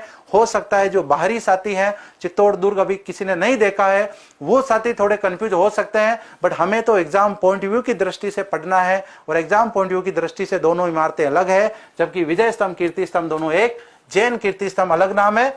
अब किसी को कोई कंफ्यूजन है तो बिल्कुल साथी बता सकता है। कल कौन सा जिला पढ़ाओगे? अभी तो धड़ाधड़ चलेगा, चित्तौड़गढ़ का इतिहास चलेगा। इसके बाद में मेवाड़ के स्वर्णिम इतिहास की बात करेंगे, बापा रावल की बात करेंगे, गोहिल की बात करेंगे, जैत्र सिंह की बात करेंगे, अल्लट की बात करेंगे, शक्ति सिंह जी की बात करेंगे, समर सिंह जी की, रतन सिंह जी की, राणा हमीर की, लक्ष्य सिंह जी की, राणा लाखा की, राणा सांगा की, माणा उदय सिंह जी की, राणा कुंभा की, माणा प्रताप, अमर सिंह जी, राज सिंह जी, जगत सिंह जी और कर्ण सिंह जी, लगभग सभी की बात करेंगे। जय सिंह जी, फतेह सिंह जी, माणा अमर सिंह जी सेकंड, और भी बहुत सारे जो भी शासक हैं, भूपाल सिंह जी, और अभी वर्तमान में जो आसीन है माणा अरविंद सिंह जी की भी बात करेंगे, अरविंद सिंह जी मेवाड़, युवराज लक्ष्य सिंह जी की भी बात करेंगे। बिल्कुल क्लियर? हाँ जी, बहुत ही मजा आ गया सर, बहुत बढ़िया। हाँ जी, तो दोनों अलग है, ध्यान रखें ये। अब नेक्स्ट बात कर लेते हैं राणा रतन सिंह जी के महल, ये भी यहाँ पर बने हुए हैं। अब ध्यान रखें, ये राणा रतन सिंह के महल हैं, रावल रतन सिंह के महल नहीं है। अब भाई ये कौन थे राणा रतन सिंह जी? तो राणा रतन सिंह जी की हम बात करते हैं। राणा रतन सिंह जी जो है वो कब तक शासक रहते हैं? 1528 में जैसे ही राणा सांगा जी की मृत्यु हो जाती है, उसके बाद 1531 तक ये शासक रहते हैं। इसके बाद में विक्रमादित्य शासक बन जाते हैं। और यहाँ पर हम बात करते हैं कौन थे ये? राणा सांगा के पुत्र थे, राणा सांगा के पुत्र अरे भाई, विक्रमादित्य के भी बड़े भाई थे रतन सिंह जी, लेकिन असामयिक इनकी मृत्यु हो गई थी, असामयिक इनका निधन हो गया था। इनके महल बने हुए हैं चित्तौड़गढ़ दुर्ग में, बहुत ही भव्य महल है। रामपोल से यदि हम विजय स्तंभ की तरफ ना जाकर के इस तरफ जाते हैं उल्टे तरफ, तो ये क्या है, यहाँ पर महल देखने को मिलते हैं। पास में एक बहुत ही भयंकर और बड़ा तालाब बना हुआ है। भामाशाह की हवेली की हम बात करते हैं। भामाशाह की हवेली यहाँ पर चित्तौड़ दुर्ग में कुंभ सागर तालाब या कुमारिया जिसको कहते हैं, उसके निकट बनी हुई है। नवकोठा दुर्ग या नवकोठा बुर्ज के बिल्कुल साथ में ही बनी हुई है। बनाने वाले कौन थे? भामाशाह व ताराचंद द्वारा निर्मित। ताराचंद द्वारा निर्मित ताराचंद जी कौन थे? ये भामाशाह के भाई थे और बहुत ही बढ़िया आदमी थे। इन्होंने भी अपना सारा धन भामाशाह के साथ किनको दे दिया? महाराणा प्रताप को दे दिया था कि बिल्कुल आपको धन अर्पण, तन अर्पण, मन अर्पण और पूरा ही मेवाड़ को क्या है, हमारा समर्पण है। बिल्कुल लड़ेंगे मुगलों से अंतिम क्षण तक। आप ये जितनी भी स्वर्ण मुद्राएं हैं, 20,000 लगभग स्वर्ण मुद्राएं थी, चूलिया ग्राम के निकट महाराणा प्रताप को भेंट की और कहा कि अंतिम समय तक खुद बिक जाएंगे लेकिन स्वाभिमान को नहीं बिकने देंगे, मेवाड़ को नहीं बिकने देंगे। मेवाड़ की आन बान शान आप हो, आपको नहीं झुकने देंगे। और वही प्रबल इतना जोश था, ऐसे ही लोगों का साथ था महाराणा प्रताप के साथ, तभी उन्होंने अंतिम समय तक मुगलों से लोहा लिया, उनकी अधीनता स्वीकार नहीं की। अकबर की कोई बात महाराणा प्रताप ने स्वीकार नहीं की। जैसे कि नागौर दरबार हुआ, उसमें महाराणा उदय सिंह जी नहीं आए। उसके बाद में जैसे ही महाराणा प्रताप 1572 में शासक बनते हैं, अकबर के द्वारा एक जलाल खा कोरची नामक व्यक्ति को, बड़ा ही वाक चातुर्य व्यक्ति था, बातों बातों में इतनी बातें बना देता था, सामने वाले व्यक्ति को मोहित कर देता था।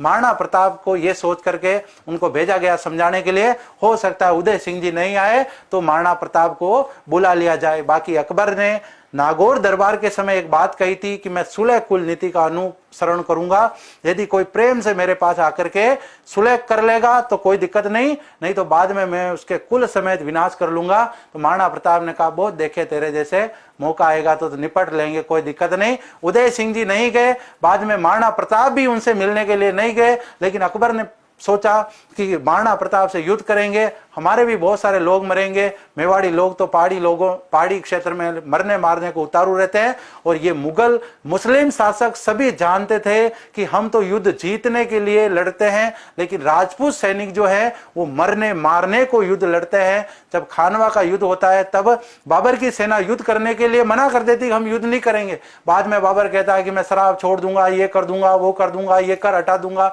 आपको ये दे दूंगा। बाद में सैनिकों ने कहा फिर भी हम ये युद्ध नहीं करेंगे। बोले क्यों भाई? राजपूत सैनिक जो है वो तो गाजर मूली की तरह काटते हैं, हम तो युद्ध जीतने के लिए लड़ते हैं, राजपूत तो मरने मारने के लिए युद्ध लड़ते हैं। ऐसी बहुत सारी बातें जो है वो हमें इतिहास में पढ़ने को मिलती है। नेक्स्ट बात करते हैं, अब यहाँ पर चित्तौड़ दुर्ग पर स्थित जो साके हो जाते हैं ना, उन साकों की यहाँ पर हम बात करते हैं। इससे पहले हम बात करते हैं चित्तौड़ दुर्ग को सबसे पहले विजित किसने किया था, तो यहाँ पर बात करते हैं 734 ईस्वी में, 734 ईस्वी में बप्पा रावल ने चित्तौड़ के शासक मान मोरी या मौर्य, एक ही बात है, मान मोरी या मौर्य को पराजित करके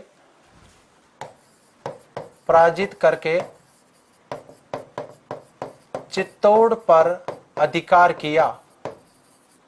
तो भाई उनके गुरु थे हारिद ऋषि, उन्होंने कहा था कि भाई चित्तौड़ का एक नालायक शासक है जिसका नाम क्या है, मान मोरी, चाहो उसको पराजित करो और चित्तौड़ दुर्ग पर क्या कर लो, अधिकार कर लो। तो 734 ईस्वी में बप्पा रावल के द्वारा आक्रमण किया जाता है चित्तौड़ पर और चित्तौड़ को विजित कर लिया जाता है। लेकिन कहते हैं कि बप्पा रावल जो है वो चित्तौड़ को राजधानी नहीं बनाते हैं। साथ ही कमेंट करेंगे कि मेवाड़ के प्रथम गुहिल शासक कौन थे जिन्होंने इस दुर्ग को अपनी राजधानी बनाया था, तो राजधानी बनाने वाले प्रथम शासक कौन थे, तो यहां पर हम बात करते हैं, कमेंट करें साथी।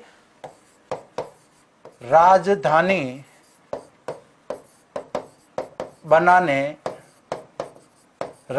बनाने वाले प्रथम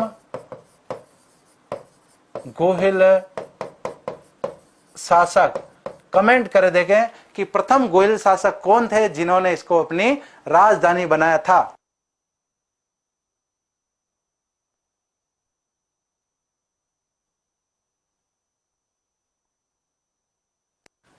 तो बिल्कुल देखें, फटाफट साथी कमेंट करें। राजधानी नागदा थी, बिल्कुल जैत्र सिंह जी। मोहम्मद सबीर जी का आंसर आ रहा है कि जैत्र सिंह जी प्रथम शासक थे। अब तो चुका जी विश्नोई का भी आ चुका है, संकल्प की लाडली जी का। और सांवर जी गुज्जर भी कह रहे हैं मेवाड़ के उद्धारक भामाशाह, बिल्कुल उद्धारक हैं भामाशाह। अब जैत्र सिंह जो है वो इसको क्या बना देते हैं, राजधानी बना देते हैं। जैत्र सिंह एक इतिहासकार हुए हैं जिनका नाम है डॉक्टर दशरथ शर्मा। डॉक्टर दशरथ शर्मा ये कहते हैं कि चित्तौड़ पर अधिकार करने वाले प्रथम शासक कौन थे, वो थे आपके जैत्र सिंह।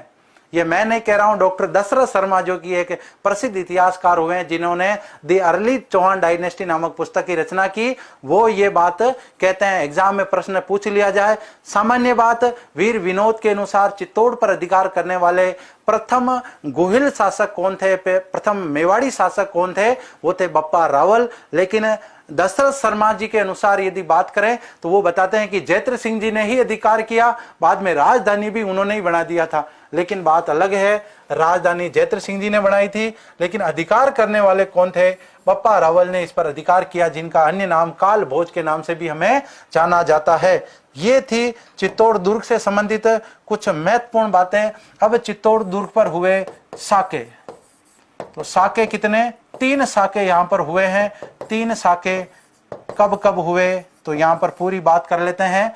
पहला साका हुआ था 1303 में, चित्तौड़ का पहला साका, राजस्थान का दूसरा साका। दूसरा साका होता है 1534-35 ईस्वी के आसपास।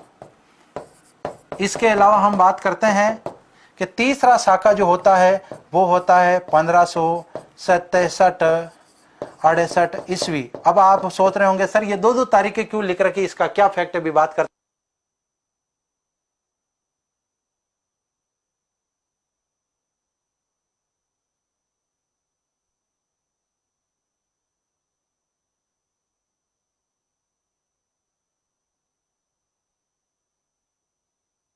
हाँ जी, तो यहां पर हम इन साकों के बारे में थोड़ा संक्षिप्त में पढ़ेंगे, डिटेल में अभी हम मेवाड़ का इतिहास आगे लेने वाले हैं, वहां पर हम बात करेंगे। अब यहां पर क्या होता है, गुजरात के शासक बहादुर शाह द्वारा 1534 में चित्तौड़ पर आक्रमण किया जाता है, लेकिन कर्णावती ने सूझबूझ दिखाते हुए, चूंकि महाराणा सांगा के समय की बात है, महाराणा सांगा के समय कर्णावती के कहने पर राणा सांगा ने रणथंभौर की जागीर जो है वो कर्णावती को सुपुर्द कर दी। कर्णावती जी ने कहा कि भाई मेरे 2 पुत्र हैं और दोनों पुत्रों के लिए मुझे थोड़ी स्वतंत्र जागीर की जरूरत है, तो उनको रणथंभौर की जागीर प्रदान कर दी। तो कर्मावती जी के पास में रणथंभौर की जागीर थी। उन्होंने क्या किया, इधर बहादुर शाह को रणथंभौर की जागीर दे दी कि आप रणथंभौर की जागीर ले लो, और उधर सहायता के लिए हुमायूं को भी राखी भेज दी थी। और इधर जब मालवा के शासक ने यह देखा बहादुर शाह ने कि भाई हमसे डर गए हैं मेवाड़ी, कर्णावती जी जो है हमसे डर गई है, मौका उठा के दोबारा आक्रमण किया जाए। और दोबारा आक्रमण कब कर दिया उन्होंने,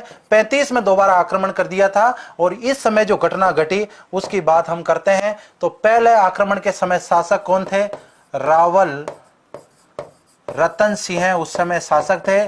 दूसरे के समय शासक कौन थे, विक्रमादित्य, जो कि अल्प वयस्क शासक थे, भाई छोटे थे, उम्र कम थी उनकी। और इस समय शासक थे महाराणा उदय सिंह जी। महाराणा उदय सिंह जी इस समय शासक हैं। अब सामने कौन है, तो बात करते हैं वर्सेज। भाई रतन सिंह जी के समय आक्रमण करने वाले कौन है, अलाउद्दीन खिलजी। अलाउद्दीन खिलजी आक्रमण करेंगे। दूसरी बार आक्रमण करेंगे बहादुर शाह। काम तो कायराना जैसा था लेकिन नाम था बहादुर शाह। वाह वाह क्या बात है, गुजरात के थे ये। और तीसरे आक्रमण के समय स्वयं अकबर आ गए थे भाई यहाँ पर, क्योंकि शेरशाह सूरी की अधीनता स्वीकार की उदय सिंह जी ने। अकबर को ये पता था, तो ये बात उनके चुभ गई कि भाई मेरी अधीनता स्वीकार नहीं कर रहे हैं, शेरशाह सूरी की स्वीकार कर ली। तो भाई शेरशाह सूरी ने तो खुले टूर्नामेंट की क्या कर ली, चुनौती दे दी। जब इन्होंने सोचा कि मालदेव को पराजित कर सकते हैं तो मामला गड़बड़ कुछ भी हो सकता है, तो यहाँ पर तो प्रेम पूर्वक उनसे संधि करना, अधीनता स्वीकार करना क्या है, फायदे का सौदा है। लेकिन यहाँ पर अकबर जब आक्रमण करने के लिए आते हैं तब यहाँ पर मेवाड़ी सरदार जिद पर अड़ जाते हैं कि भाई मरेंगे मारेंगे, युद्ध तो करेंगे कुछ भी हो जाए। तो यहाँ पर युद्ध की बातें हो जाती है। अलाउद्दीन खिलजी यहाँ पर आक्रमण करते हैं और अलाउद्दीन खिलजी के समय इसका नाम क्या हो जाता है, खिजराबाद। तो तीनों की अपनी कहानी जो है ना साथ में चलती रहेगी, शॉर्ट में चल रही है तो साथ में चलेगी। हाँ, और सेनापति कौन थे इनके, आसफ खां। आसफ खां जो है वो क्या है, इनके सेनापति है। सॉरी, यहाँ पर आसफ खां नहीं आएंगे, यहाँ पर तो बाद में अपने पुत्र खिज्र खां को सौंपेंगे ये चित्तौड़ दुर्ग। क्या बात है, यहाँ पर तो मामला गड़बड़ हो गया। नहीं, गड़बड़ नहीं होने देंगे भाई यहाँ पर। हाँ जी, तो यहाँ पर अलाउद्दीन खिलजी के समय यदि हम बात करें तो चित्तौड़ का नाम खिजराबाद कर दिया, अपने पुत्र खिज्र खां को क्या कर दिया, सुपुर्द कर दिया। लेकिन खिज्र खां के सामने चोट हो गई, इसलिए वो तो यहाँ पर क्या है, छोड़ के चले गए। अब यहाँ पर कई बार एग्जाम में इनके रानियों का प्रश्न भी आ जाता है कि इनकी रानी कौन थी, पद्मिनी। पद्मिनी जो है उन्होंने क्या किया था, जौहर। और यहाँ पर कर्णावती के द्वारा जौहर किया जाता है। कर्णावती के दो, कर्मावती के दो विक्रमादित्य की मां थी। और इस समय जो है वो जौहर किया जाता है फूल कंवर के नेतृत्व में। फूल कंवर फतेह सिंह जी सिसोदिया की ये पत्नी हुआ करती थी। तो यहाँ पर अब तीनों के संदर्भ में हम बात करते हैं। यहाँ पर सेनापति कौन कौन लड़े, उदय सिंह जी की तरफ से। और यहाँ पर प्रमुख रूप से सेनापति थे वो थे गोरा बादल। मैं शॉर्ट में लिखूंगा यहाँ पर, बाद में जब हम इनका विस्तृत इतिहास पढ़ेंगे तब पूरी कहानी पढ़ेंगे, आप सभी साथी समझ जाएंगे। यहाँ पर रावत बाघ सिंह जी, रावत बाघ सिंह जी, अभी हम बात कर रहे थे देवलिया के रावत बाघ सिंह जी थे। और यहाँ पर तीन प्रमुख व्यक्ति, पहला का नाम है जयमल जी, जयमल जी, और दूसरा है फतेह सिंह जी। जयमल फत्ता है ना, अभी खूनी काल में पाडो बायो वाली बात हो गई। और कल्ला राठौड़ जी, कल्ला जी। तो जयमल फत्ता जी और कल्ला जी, तो फतेह सिंह जी सिसोदिया, जयमल मेड़तिया या जयमल जी राठौड़ और कल्ला राठौड़ जो थे वो इस घटना के समय क्या होते हैं, वीर गति को प्राप्त होते हैं। अब यहाँ पर हम थोड़ी थोड़ी कहानी यहाँ पर समझने का प्रयास करते हैं। पहला जब साका होता है चित्तौड़ का, तब आक्रमण किया जाता है अलाउद्दीन खिलजी के द्वारा। पद्मिनी के कारण यहाँ पर आक्रमण होता है। पद्मिनी को प्राप्त करना चाहते थे अलाउद्दीन खिलजी, लेकिन यहाँ पर रतन सिंह जी ने बात स्वीकार नहीं की। बाद में वो सारी कहानी वाणी आती है कि उनको कांच में फोटो दिखाया गया। बाद में मेहमान नवाजी के तहत अपने घर पे भी कोई मेहमान आते हैं, जैसे ही घर में आते हैं तो हम उनको घर में रखते हैं, बातें करते हैं। उसके बाद जब उनको छोड़ने के लिए जाते हैं, आदमी भले घर में बैठा रहो, औरतें पीछे पीछे चली जाएगी और दरवाजे तक चली जाएगी और मेहमानों को छोड़ के आएगी, कहेगी वापस कब आओगे। और लेकिन शहरों में ये बात, अतिथि कब जाओगे। भाई शहर में ऐसा लगता है घर भी छोटा है, छाती वाहन पड़ गया अटे, ये मेहमान तो अटे जावा को नाम ही नहीं ले रहा। और गांव में तो आप 10 दिन रहो मजे के साथ में, क्या पता चल रहा है घर में 10-15 में वैसे मेंबर हैं, 2 आदमी का खाना ज्यादा बनाना कोई बड़ी बात नहीं है। शहर में आ जाओ तो एक चाय पिलाना भी क्या हो जाए, मुश्किल हो जाए। अभी डेयरी से दूध लाना पड़ेगा, डेयरी बहुत दूर है, गर्मी बहुत पड़ रही है, वगैरह वगैरह। तो यहाँ पर क्या हुआ, मेहमान नवाजी का पूरा फायदा उठा लिया किसने, अलाउद्दीन खिलजी ने। पहले तो कहा कि भाई हम तो यहाँ पर डेरा डाल के बैठे हुए हैं। तो अलाउद्दीन खिलजी ने जब डेरा डाला तो रतन सिंह जी ने पूछा भाई किस खुशी में डेरा डाल रखा है। बोले ऐसे ही शौक है हमारे को, तो चित्तौड़गढ़ किला बाहर से देख रहे हैं, निहार रहे हैं चित्तौड़गढ़ किले को, भाई कितना भव्य दुर्ग बना रखा है, काश ऐसा दुर्ग हमारे पास भी होता। ऐसी बातें कही अलाउद्दीन खिलजी ने। और बाद में जब 6 महीने तक डेरा डाले रखे, दुर्ग को नहीं जीत पाए, फिर एक बहाना बना लिया कि भाई दिल्ली का सुल्तान आपके द्वार पर बैठा हुआ है, होली का त्योहार पास में आने वाला है। मैंने तो सुना है कि राजपूत जो मेवाड़ी सरदार हैं बड़े दयालु हैं, बड़े मेहमान नवाजी करते हैं, हमें तो मनवार ही नहीं करी यहाँ पर। तो इन्होंने कहा था क्या मनवार करें, आपकी दुश्मन हो। अरे दुश्मन कहाँ है, अलाउद्दीन खिलजी ने कहा हम तो मित्र हैं, दुश्मनी करी कहाँ है आपसे, अभी आपसे दुश्मनी करी क्या हमने, आपने हमारी यहाँ पर मालवा जाती हुई सेना से कर वसूल कर लिया, हमने आपको कुछ कहा क्या? मतलब वहां पर तुरंत अलाउद्दीन खिलजी क्या करते हैं, अपने बोल बदल लेते हैं। रावल रतन सिंह जी जो है वो गुमराह हो जाते हैं एक प्रकार से, और उनको गुमराह करके कहते हैं भाई इतने दूर से इस दुर्ग की प्रशंसा सुन के आए हैं और इस दुर्ग को तो हम देख कर ही जाएंगे। और उसके बाद में उनको दुर्ग दिखाया जाता है, और जब उनको वापस दुर्ग दिखा करके रवाना किया जाता है तब कहते हैं कि दुर्ग पर एक नायाब वस्तु थी जिसको आपने छुपा लिया, वो हमें आपने नहीं दिखाई। तो रतन सिंह जी कहते हैं कि ऐसी क्या चीज थी दुर्ग पर जो आपको नहीं दिखाई? पूरा किला तो आपको घुमा दिया। बोले पद्मिनी को नहीं दिखाई। और रतन सिंह जी का दिमाग खराब हो जाता है, तलवार निकाल लेते हैं। घोड़ा बादल भी उस समय तलवार निकाल लेते हैं कि आज तो इसका मामला सलटा ही देते हैं यहाँ पर। तो रतन सिंह जी कहते हैं नहीं भाई, मेहमान है हमारे यहाँ पर आए हुए हैं। तो फिर उनको समझाया जाता है कि पद्मिनी कोई वस्तु नहीं है, कोई इमारत नहीं है, कोई निर्माण नहीं है कि वो आपको दिखाया जाए। हमारे राजपूत औरतें जो है वो किसी को चेहरा नहीं दिखाती है सिवाय अपने पति के।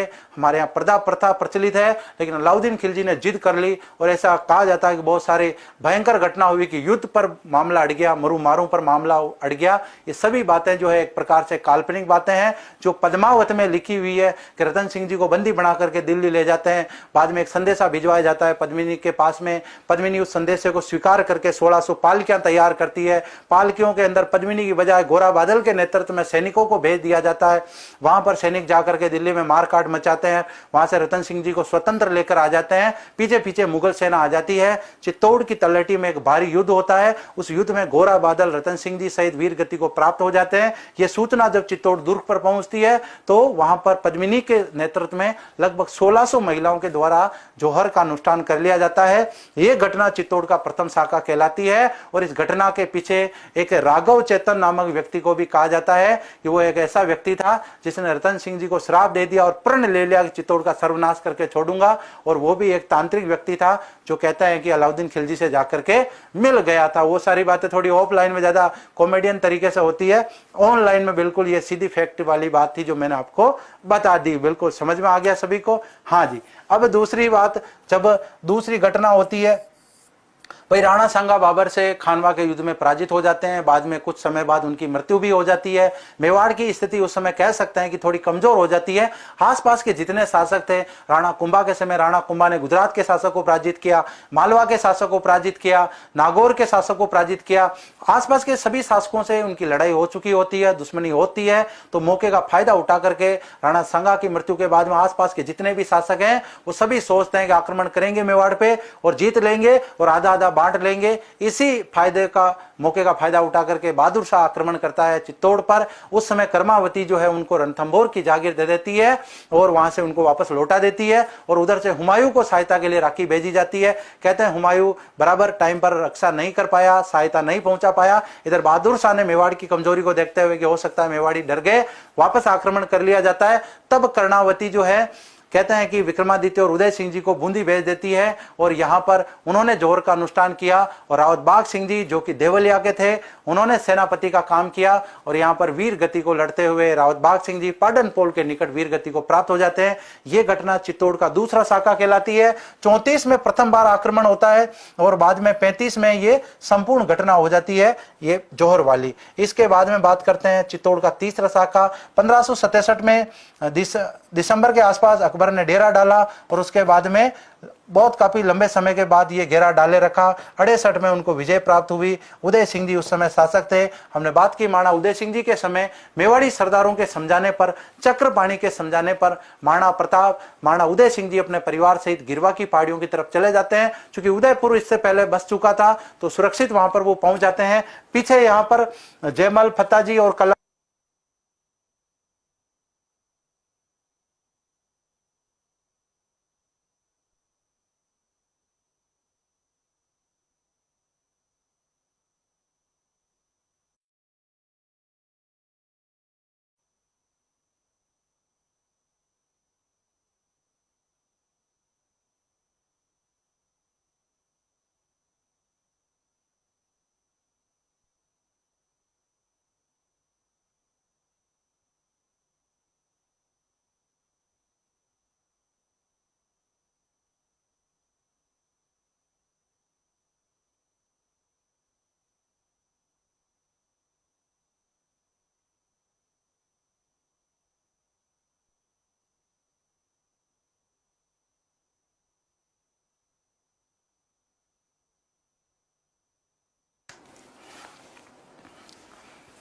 भाई थोड़ी चित्तौड़ के इतिहास की बात हो रही थी, वीर रस में बात हो रही थी, इसलिए बैटरी का कत्लेआम हो गया, बैटरी का मामला गड़बड़ हो गया।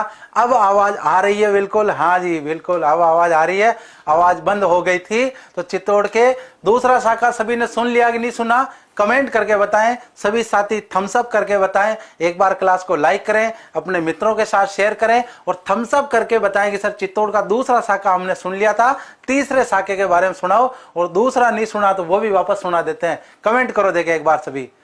हाँ जी, कविता जी कह रहे हैं डट जाओ सभी, आज तो गढ़ चित्तौड़गढ़ बाकी सब गढ़ैया क्लास को खींचते हैं। बढ़िया, अभी तो आज है ना इतिहास, स्वर्णिम इतिहास पढ़ रहे हैं, तो फिर क्या टाइम का देखना, घंटा आधा घंटा 2 घंटा, बढ़िया चलने तो क्या दिक्कत है। हाँ जी, ये वैसे ही अंतिम घटना है। आवाज आ रही है सभी साथियों को?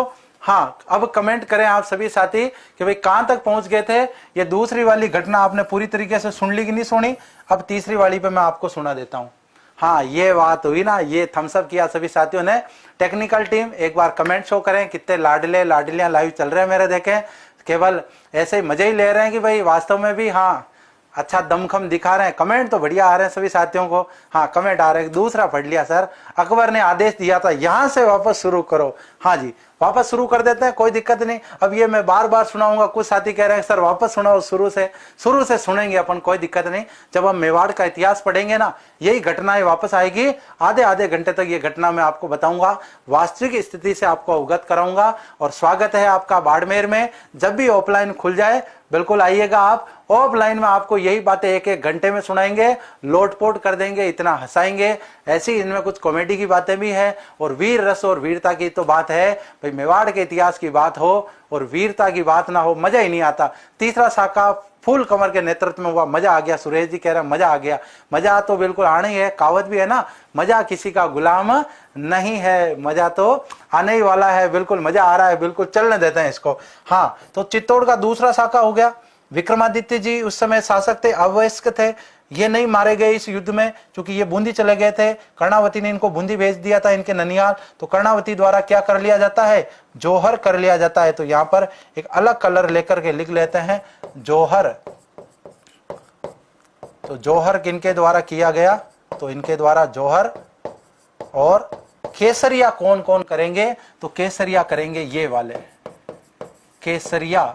केसरिया प्लस जौहर बराबर क्या हो जाता है? शाखा हो जाता है। तो दूसरे शाखे में बहादुर शाह गुजरात ने आक्रमण किया, मौके का फायदा उठा के। क्यों? इनको लगा कि मेवाड़ी सरदार डर गए, इसलिए कुंभलगढ़ मतलब हमें रणथंभौर की जागीर दे दी, अब तो मामला वापस आक्रमण करेंगे। चित्तौड़ को इन्होंने विजय प्राप्त कर ली। उसके बाद में तीसरा शाखा जब होता है, अकबर भी काफी समय तक यहाँ डेरा डालते हैं, लेकिन उनको विजय प्राप्त नहीं होती है। बाद में आमने सामने की लड़ाई हो जाती है। राजपूत वीर सैनिक जो हैं भूखे भेड़ियों की तरफ दुश्मनों पर टूट पड़ते हैं, मार काट मचा देते हैं, और एक प्रकार से यहाँ पर बहुत ही बड़ी घटना हो जाती है। और इस युद्ध में अकबर के बहुत सारे सैनिक मर जाते हैं। अकबर गुस्से में आकर के यहाँ पर कत्लेआम का आदेश दे देते हैं। कुछ व्यक्ति कहते हैं कि बारमल ने आदेश दिया था, कुछ कहते हैं कि भगवंत दास ने यहाँ पर ये आदेश दिया था। तो मेरे हिसाब से भगवंत दास का सही इसलिए बैठता है क्योंकि जब भगवंत दास को महाराणा प्रताप को शिष्टमंडल के तौर पे जब भेजा गया था, तीसरे शिष्टमंडल के रूप में, तब वहां पर महाराणा प्रताप उनको कहते हैं। पहले भगवंत दास जी समझाते हैं कि अकबर महान है, अकबर ये है, अकबर वो है, और आप अधीनता स्वीकार कर लीजिए। तब महाराणा प्रताप कहते हैं कि चित्तौड़ का तीसरा शाखा मेरी आंखों देखी बात है, आपने ही कत्लेआम आदेश जारी करवाया था। फतेहनामा एक आदेश होता था, शाही आदेश, जो कि मुगल शासकों के द्वारा जारी किया जाता था। तो वो एक फतेहनामा जो है अकबर के द्वारा जारी किया जाता है, वही कत्लेआम कहलाता है। इसको आप फतेहनामा भी कह सकते हैं, फतेहनामा। और यहां पर ऐसा माना जाता है कि 35,000 लगभग व्यक्तियों को क्या है, मौत के घाट उतार दिया था, चुन चुन के मारा था व्यक्तियों को। वहां पर बच्चों को तक नहीं बख्शा था, महिलाओं को, बच्चों को तक नहीं बख्शा था।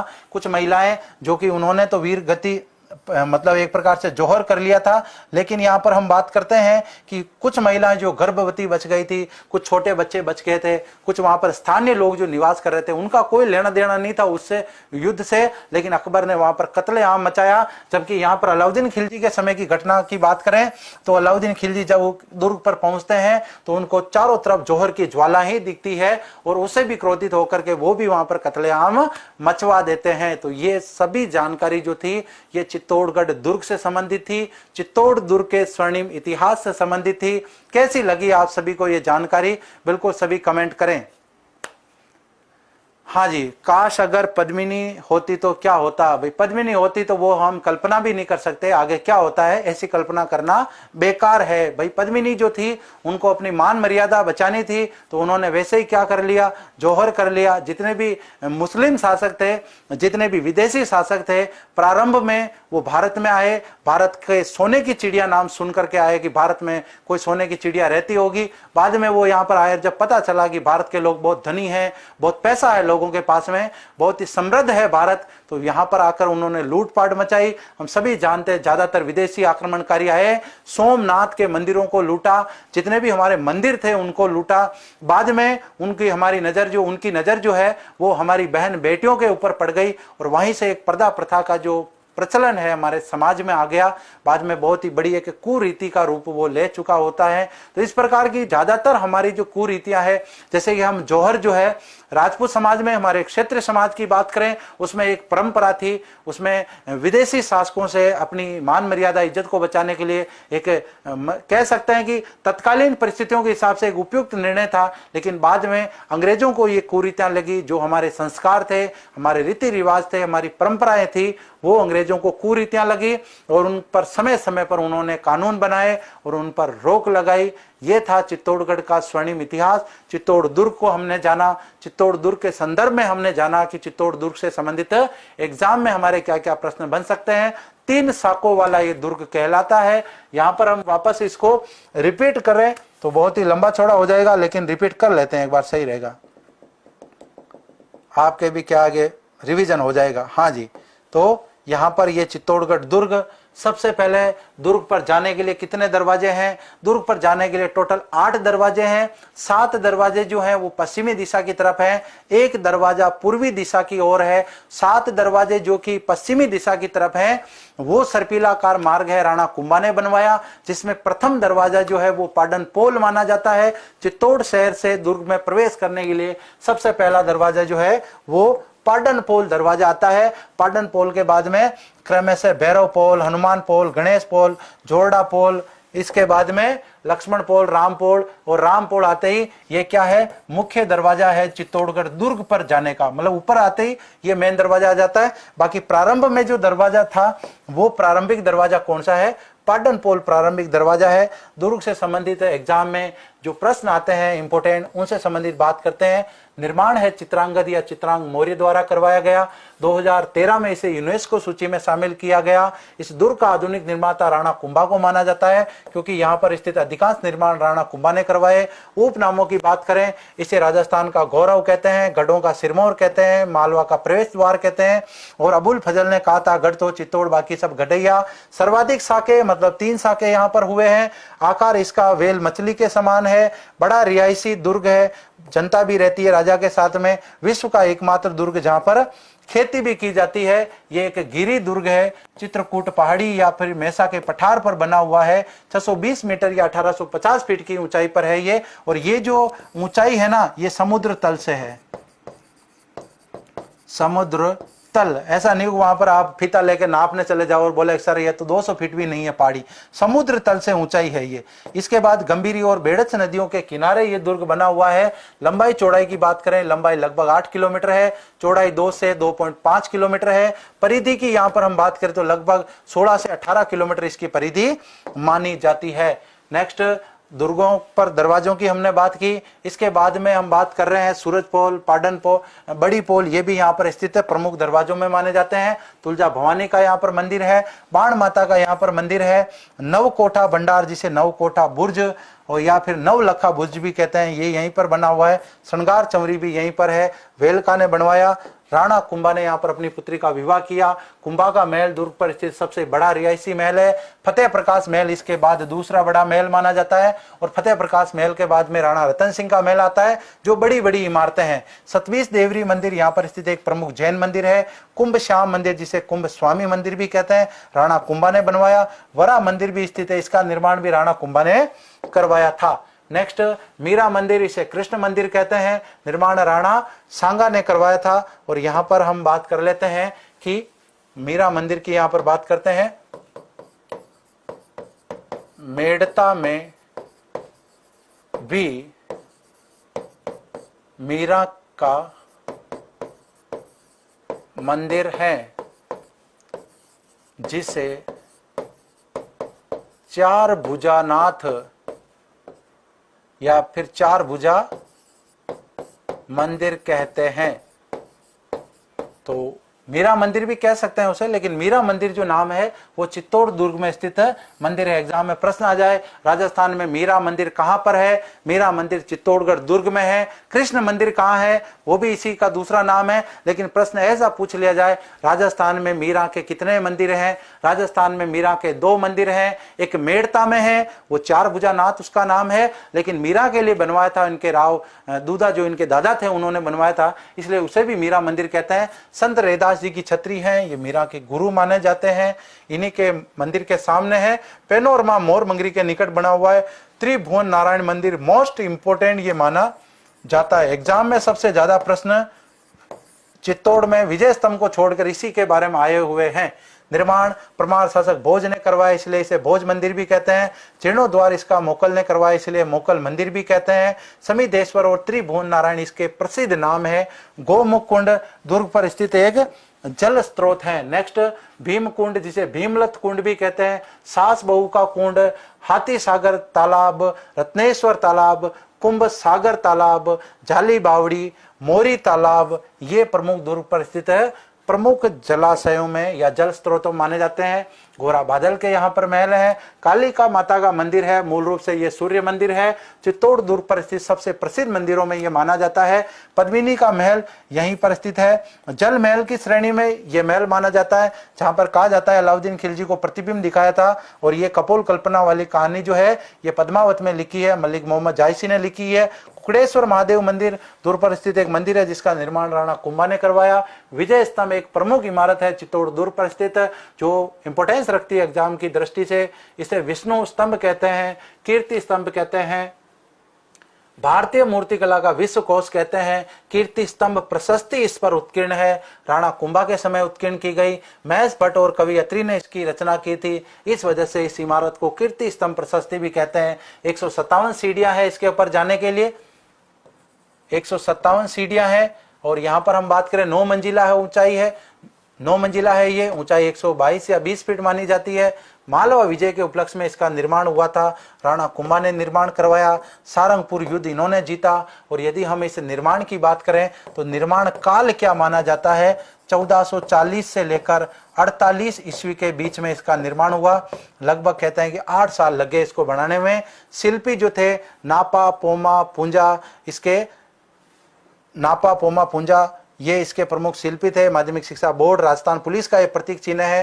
राज्य की प्रथम इमारत है जिस पर डाक टिकट जारी हुआ, 1949 में डाक टिकट जारी हुआ और 1 रुपए का डाक टिकट जारी हुआ। राजस्थान की प्रथम इमारत मानी जाती है।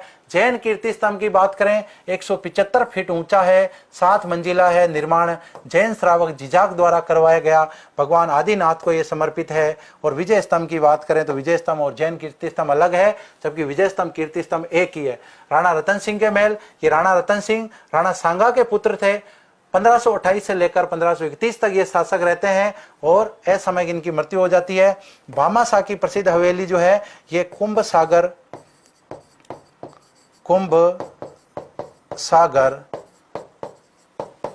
तालाब के निकट स्थित है, या फिर यह कह सकते हैं नवकोटा बुर्ज जो है वो भी इसी के निकट है।